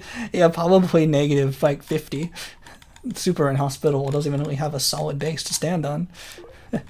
If it's just gas, right? Unless it's so dense, it would count as standing on something. Like, when if it's so dense, it counts. It would be the same as, like, another Terra Score 1. It would be the same as standing on rock if it was so dense in the middle of a gas giant like Jupiter or something. I don't know. That'd be interesting. I'm not sure how that works. But probably a pretty low Terra Score. Probably -1. Unless it's just 0 forever, and it's just not 1. Yeah, technically they do have ground. Unless ground has to be like, you know, rock. Like, has to be earth bendable. I don't think it would count as earth bendable if it was just solid gas that was just compact so much. Would that be still air bended because it's like a gas? Or is it so dense it's no longer even water, so it can't be water bended? Or it's so solid it's just a solid, so it could be earth bended. Does earth bend have to be rock or something solid? Because I guess they can't bend wood, so it's not like it's just solid material. So I guess it's not ground. Using Avatar to figure out if the rules of Avatar to figure out if it's ground.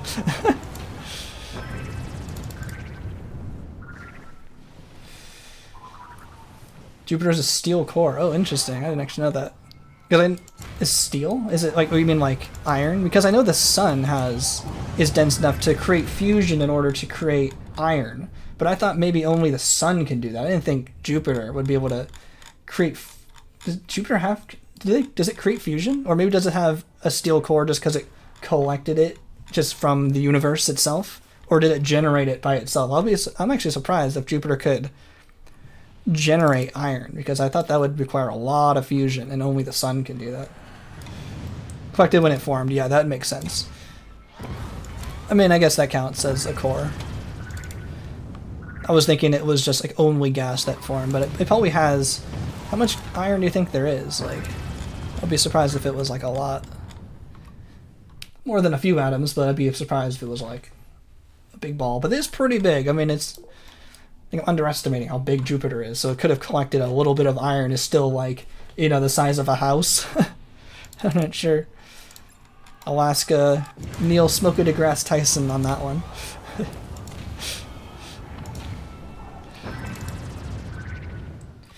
If Jupiter were doing fusion, would glow. Yeah, I think that's why. Yeah, I don't think it's doing fusion, but I know that's why small stars are like the brown dwarfs, right? That's them glowing from a little bit of fusion. It's in between like a gas giant, which I guess is not fusion, and then a sun, which is fusion. So yeah, the sun glows. But I think that in between it can start fusion, and that way brown dwarfs glow a little bit. It's been like 2 years since I took that astronomy class. Jupiter's core is rock and ice. I doubt it's ice. I'd be surprised if it was icy in Jupiter's core. Though I know there's a lot of ice surrounding it in its moons. Lots of ice there. And I wouldn't even be surprised if there was like, you know, microorganisms on one of those moons. Which one it is? Is it Io? Is that the one with the ice shelf around it? I bet there's some aliens in there. Some cell stage equivalents in one of those moons. Europa? Is it Europa that's the icy one? That might be true. I'm not sure which one's which. The one with the icy one is. I'm pretty sure there's liquid water under the ice. I think I heard that. And it should be like, and it's warm because of like the gravitational like warping going around Jupiter. It basically is being stretched and contracted as it goes around because the gravity of Jupiter is so intense. And that creates a lot of friction, which creates heat, which is why it's liquidy inside. And that could potentially host some cell stage, get some aliens, counts as aliens. I wouldn't be surprised. I think it'd be pretty cool. You find some cell stage microorganisms that evolve completely off of Earth. Pretty cool. We talk about aliens potentially on these streams because, of course, space stage and Spore. And what do I think the chance of aliens are? I think like microorganisms like that. I think it's actually a lot more common than I think people are going to guess. Creature stage, yeah, I think it's going to be pretty uncommon, but I wouldn't be surprised if they exist somewhere. And in this galaxy, a space stage empire, I think it's pretty unlikely, but I'm not going to say it's not possible. But I just don't think we've found any. I don't think there's any aliens here on Earth yet. But probably likely out there. I gotta believe. I want to believe. Oh, Jupiter isn't even close to a brown dwarf? Oh, okay. I don't know, I forgot the relative sizes, but I guess that makes sense. But that is there. I'm thinking of the correct concepts. I'm just not right on the scales. Doesn't Earth have yellow spice canonically? I'm not sure if like in real life or in the game, because Earth can have any spice colors. It's just like any other planet. It can have purple. I think I've seen it with pink. I think my current speedrun record to find Earth in 49 seconds, I think it has pink or purple or something. It's just more rare, but it can have any color, just like any other planet, at least in the game. But I'm not sure if it has like a supposed to be color. I guess yellow might make sense. I think yellow is just the most common. I think it's like 80% chance to be yellow, so maybe that's why most people think of it as being yellow. I wonder how many colonies we've lost by ignoring all those eco disasters. You think one of the colonists would like leave the city to help deal with the eco disaster themselves instead of calling me, the only person in the entire galaxy who can fix these eco disasters. Red is most canon. Most common. Depends on the star color. If it's a yellow star, which I think it is. Well, I forgot the. Let me find it. There's a website for this. The Spore Wiki is actually good for this. I guess I can just show my screen here. There's a percentage table in here. So if it's a yellow star, it won't have any red. But if it's a red star, it's very likely to be red. And it depends also on the tail color. But you see how purple and pink are basically equal chances, like regardless, except I guess this one, and it has a chance for green. And it's not like blue. It's never on a blue star. I'm pretty sure it's always yellow. So I think it's yellow, and it's not red. I think that's what I think how it works. But those are the percent chances that go along with it depends on the star color, and that really matters for like the speedruns and stuff. Because like purple spice planets happen more often in blue stars, so we want to look for blue stars when you're looking for purple spice planets because they'll happen more often. But everything else is 2%. That's why it took so much grinding to get a planet that was purple spice in our home system, because it's always a yellow star, and yellow stars have a 2% chance to be purple. But I wanted a moon to be purple, so I didn't have to leave the system to save a lot of time in the speedrun. What if you put a monolith on Earth, completely uplift humanity, and then destroy it? Oh, the humanity. That's kind of funny. That'd actually make a lot of sense. I wonder if you could only put, because I'm pretty sure it'll only choose the creature on there. So I'm not sure how many creatures are already there on Earth, but if you put a human looking creature on Earth, and then you put a human creature looking on Earth, and then that one happened to be the one to evolve into later stages, and then you blow it up and then becomes the humanity. That'd be pretty funny. I guess you could put a monolith on Earth. I don't think there's any reason why you couldn't. I think it works the exact same as any other TerraScore 1 planet. far do we have to go here? Still a bit more to go. I think I have to stop at like at 3. I think I'm going somewhere else out later. But I wanted to clean up all the threads. We'll see how far. We'll check our progress in a second. Earth has no creatures on it? Okay, so you should be able to put any creatures you want, and then that will be the uplifted creature. I'm not sure if it came with any creatures or not, but that could be pretty funny. There's also, I've seen a mod where someone was able to make Earth your home planet.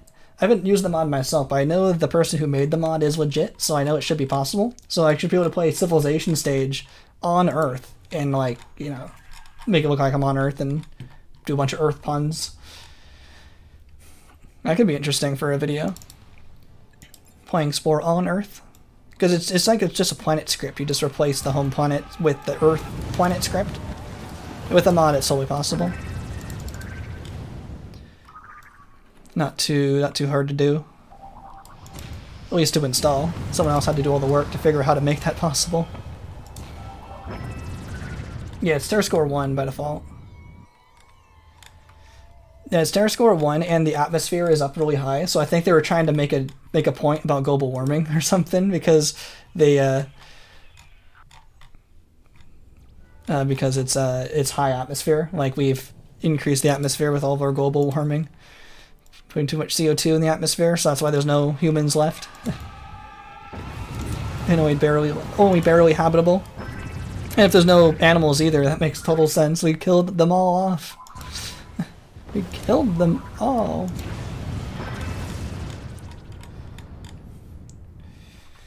Put all the planet scripts on potential home planets. Cube planet and a lava planet. That'd be pretty funny. Total lava planet. I wonder if it would still treat it as water in creature stage. I'm not sure if it would treat it like Galactic Adventures where it's like actual lava. That'd be kind of interesting. Because I know if you try to change the Terra score of a home planet, like you can use planet sculpting tools to modify the speedrun. If you use terraforming tools and lower the Terra score, it actually removes that planet from a possible new game location. So you can't actually play on a Terra score 0. It just makes that planet not available in the main menu and it gives you a new one. Unfortunately, you can't play after lowering the Terra score.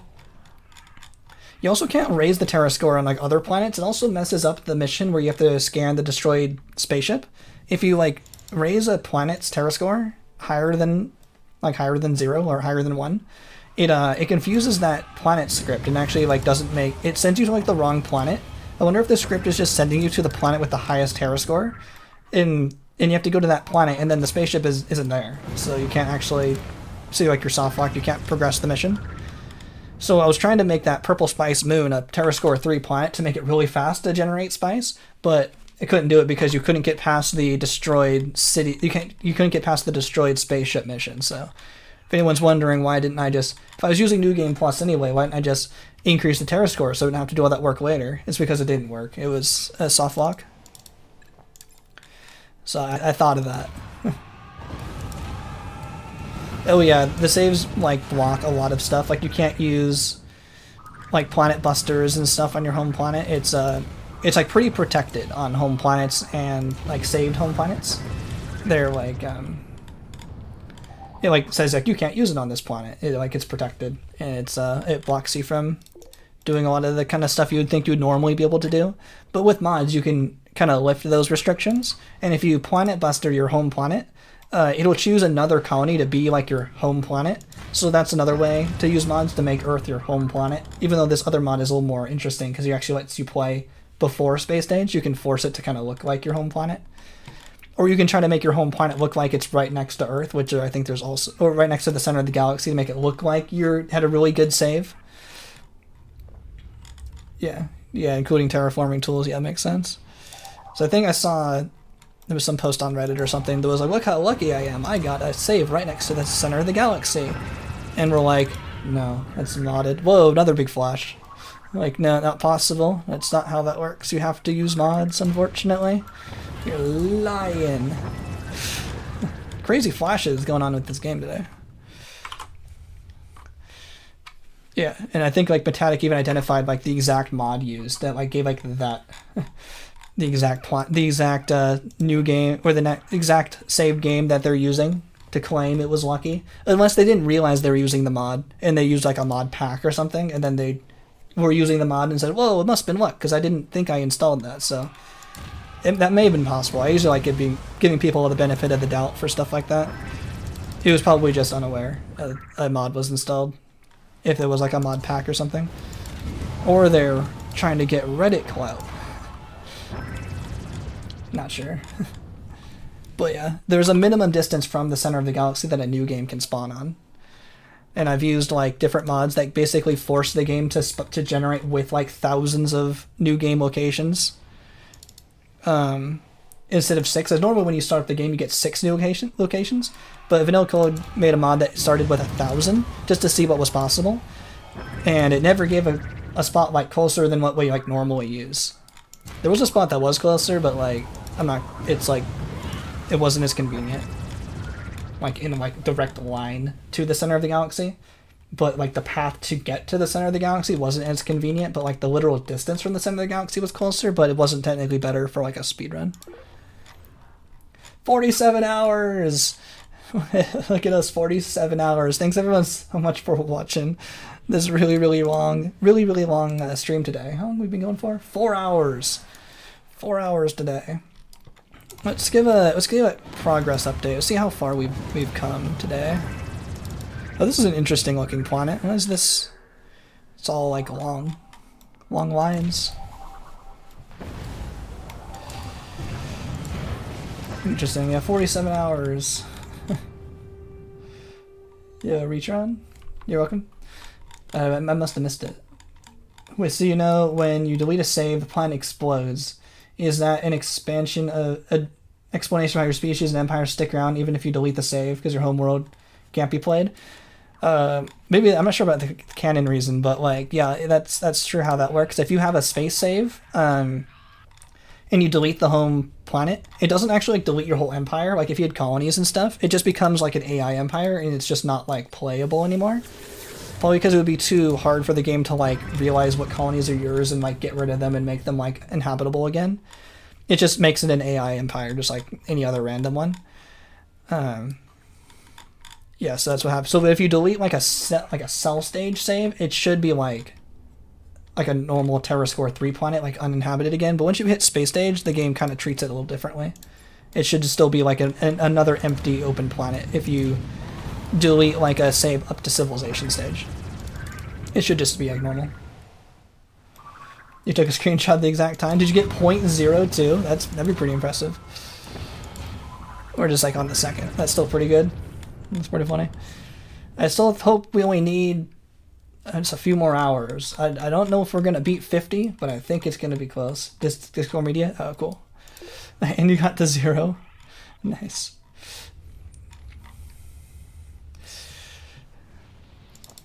Yeah, I'm like only having like the tenths on. I used to have the thousands on, but I felt like it was just like a bit overkill. I feel like it's actually like a little bit more calm only having the tenths. But I changed it to tenths from the thousands. Like most speedrunners have the hundredths. I mean, I only have the tenths on. But the automatic load remover, I think it seemed like it took a lot more like work or effort for the computer to work with the script when it was on the hundredths. So I lowered it to tenths, and that seemed to make the script a little easier. It seemed to use like a lot of processing power for live split when I was using the hundredths. So I lowered it to tenths, and it seemed to work a lot better. I just kind of like it better on tenths. I mean, we're in a 30 frames per second game. I don't need to be that precise. And I get the frame count anyway. I think it looks like it's just a little bit more calm on tenths. But that's the original reason why I actually did lower it from not thousands, from hundredths to tenths, was because of the live split load remover script. Yo, welcome to Swabonified Kappa. Welcome to the stream. Thanks for stopping by. Check media. Okay, I got it. I got CSC. Gotta get past all the ants. Oh yeah, nice. 47,000 flat. Nice. I see it. This is St. Kingly. What are these pictures? Why is there always so many ants in the Discord? I don't get it. No, wait a minute. I don't need to look at this. Back to the stream. Yo, this is Bonafide. I think you're the one I was mentioning that how I had to re-upload the video, but I wanted to make sure you got a chance to get the early comment in. But sorry if I missed you there. Tried to give you some time, but I didn't give probably enough time for you to fully see that comment. So sorry, you missed out on the early comment. I know that sometimes early comments are really cool to see because you have the early. I think you're the one I'm thinking of, right? You had the early comment on the early access video, but I had to fix an editing mistake, so I had to re-upload it. Fortunately, lost your early comment. If only I could like change it, like transfer it over, but sorry about that.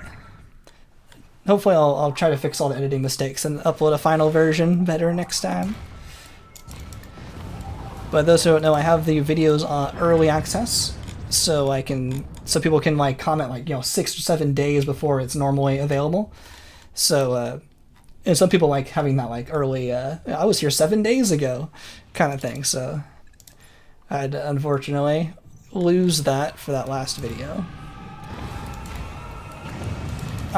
In the video I said like, because I was comparing it to like the Sporepedia, like the drag and drop versus the Sporepedia, and I was like, it takes 2 seconds to do the Sporepedia way, and it takes like a little over 1 second to do it through the drag and drop, at least those examples I showed. And I think I said like this will save a whole second. I can save an entire whole second, because I think I scripted it before I actually tried that. And then I was like looking at it later, I was like, well, I don't really save a whole second. So I wanted to change, so I changed it to like you save about a second. And that whole second line just kind of bugged me for like the whole week. And I'm like, I'm gonna change it to like about a second in case someone, because those are the types of comments I'll see. They were like, according to timer, you only saved 0.9 seconds, yet you saved a whole second. What's up with that? And I was like, oh, I want to fix it before that happens. So that's what was changed. It wasn't that important, but it was just kind of bugging me. Okay, I want to check our, what does zesty mean? I want to check our progress here. How far have we gotten? Okay, there's the extra bit that sticks out. Oh cool, we did this arm. No idea. Some of those pictures are funny. Ooh, it's actually pretty clean. We started out with all of these threads here. I don't know if we can do this all in one go. Okay, this is how much we have to go. Is all there is just, you can kind of see from here, just the really inner circle here. Let me get the picture back up. So we started here. This is not including these two today. We did this already. So we basically did all of this, and this. So we just have this much to go. I think so. Seeing how that much isn't really as much as this might take a whole nother stream to do. Maybe 2 more. Hopefully not 2 more. But hopefully this is. If you kind of add up all of these, it kind of adds up to about half, maybe. I don't know. Not 100% sure. Hopefully it doesn't take a whole nother stream, but we got all this to go. I think I'm just going to go around, clean up the edge bits here, just so I can make a really clean circle. So I'll make a Grox progress update on the Discord as well. But I want it a nice, clean one. Do you draw a bear? Where draw a bear on the... Oh, it kind of looked like bear ears. I kind of see that. That's just where it happened to be. Where the Grox... destruction was. But I'll put an update on the Discord probably by tomorrow. But I want to clean up the like kind of the spotty edge ones just to make the circle nice and clean. And then I'll call that for today, because we have been on for 4 hours, and this one's been a really good stream. I'm really thankful that it's got a big return. People returning for the stream. I know the last couple streams, I mean, I felt like it was probably becoming too samey. The same thumbnail, basically the same streams, so people probably were not interested, but hopefully this thumbnail seemed to bring people back to want to watch me finish up the series, and we're getting really close here. I'm actually really happy about the progress we made here.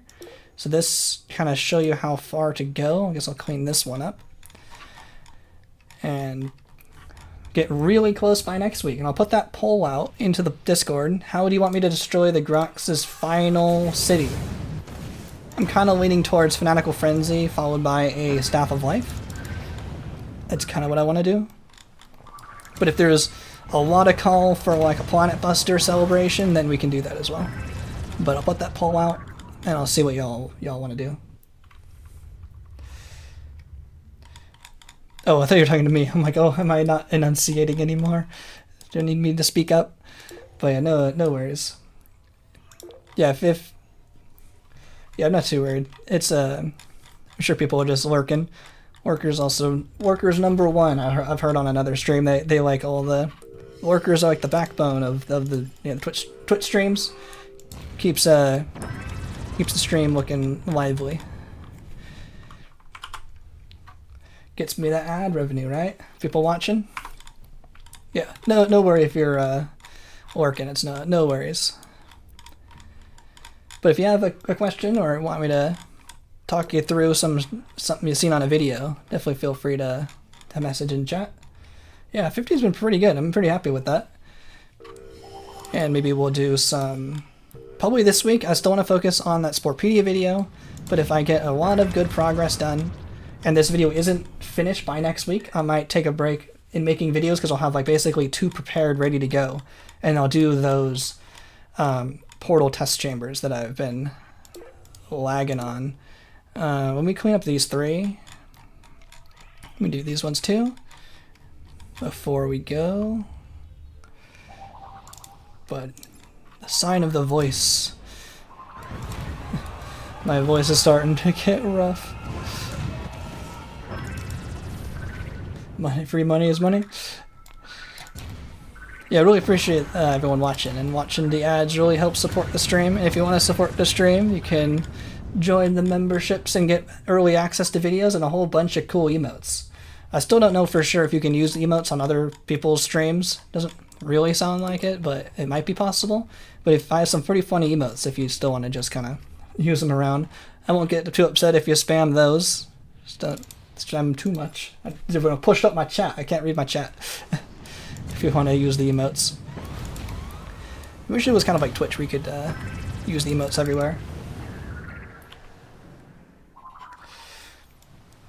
Oh yeah, if you're good for a moderator, yeah, I've been here pretty good. I'll talk to you in the Discord if you're in the Discord as well. You are in the Discord? But you can talk through it with Trax's head mod for those things. Really appreciate it.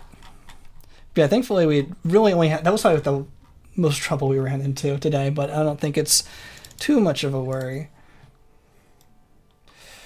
Let's see.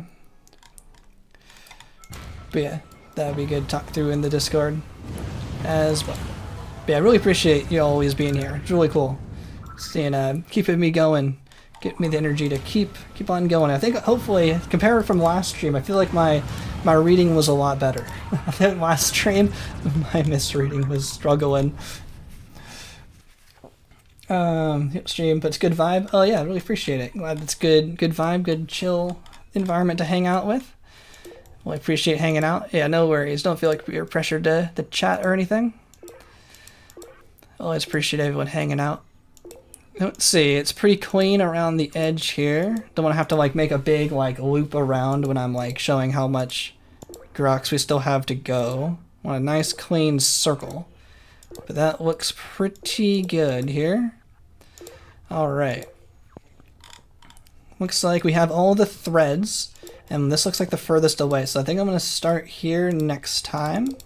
Save right here, and this will show me I'm pointing this way to go here. We just have the center. Might be 2 more streams. I'm hoping we maybe power through and get it next time, but I'll probably just use the same thumbnail again for next time. Hopefully you'll want to see me continue and get even closer. It might happen next time, so you gotta tune in to see what happens. But now we can pause, and I'm going to make a save. I always make a save of these right as I finish, so I don't lose my progress. Yeah, these files are getting huge too. This one is 4.81 gigabytes. Put it in my works in progress folder. And so definitely in 2, but we'll see if we can power through and do it next time. So let's see, destroy Grox day 15 at 47, 12, 27. I always round up to the day. 47, 12, 27. So it looks like we were on for 4 hours in game at least. Probably a little bit more because of all the time not counted from the loads. But yeah, I like to say experience. Like I would say experience, and you would read it as explanation. Yeah, but I think I've gotten better at this because I've made the chat a lot bigger. I think hopefully it was better. I don't know if you asked this all, but the Grox don't expand their empire. You can just leave them to one planet. They will eventually repopulate. They kind of like any other empire. Like if you hang out near them, they will put back places. I think they'll do about 100. It seems that's kind of my estimate. So that's why I say they have 2,500 total. But they will expand. But you can't just keep them down at one every time they expand. Just get rid of it. But yeah, they'll try to rebuild. I'm not sure if they'll rebuild before you start destroying them. I haven't tried that. But once you start on our way to destroy them, they definitely are replenishing their places. Yeah. So for that answer question, man. Yeah, it's hard to read while playing, and it's better. I'm just talking about my improvement. It never changed. Yeah, my ability to read is top notch because it has not been top notch lately. So it's definitely different trying to read while presenting. Yeah. Yo, thanks, Mason. Thanks for hanging out. Yo, thanks, Doel. Thanks for hanging out.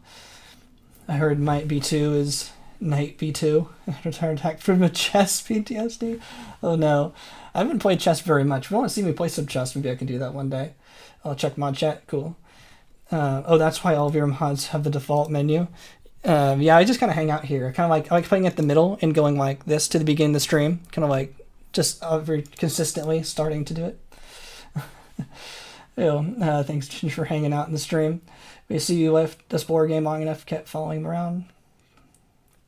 Expands the galaxy. Maybe. It might be possible. Yeah, they might be able to get the biggest one.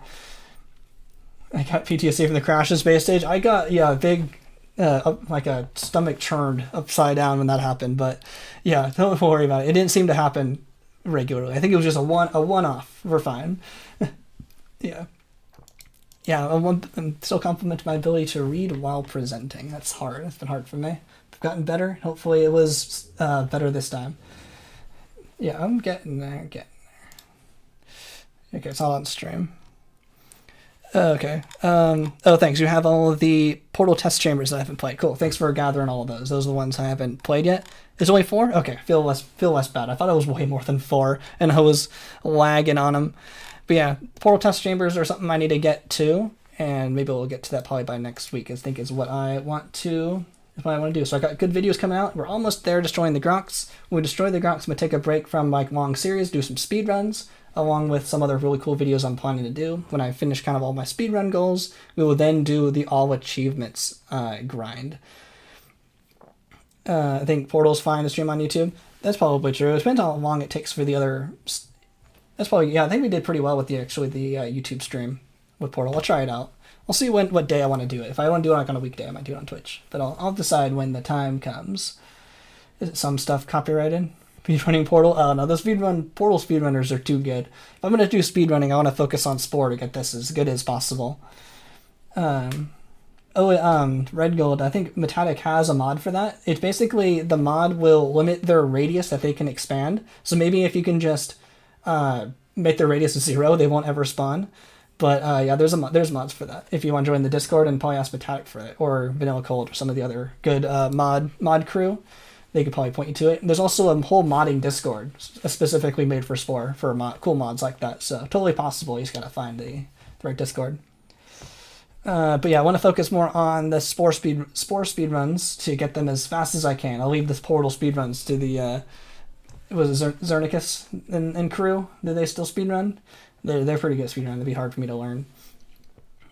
Yeah, if you made the radius 1, you can also get the badge. Oh, that makes sense, because they're just one place. Destroy one thing, you get the whole badge. That's pretty funny.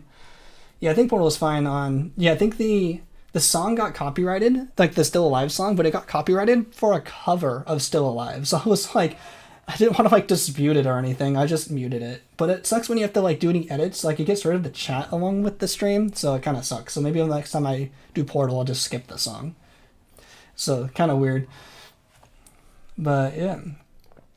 Thanks, everyone, for watching. This was really good progress. And I'll check you all I'll catch you all on next week, probably Saturday or Sunday if I'm busy on Saturday. Yeah. Thanks everyone for watching. I'm King of Valence, and I'll see you next time. See ya.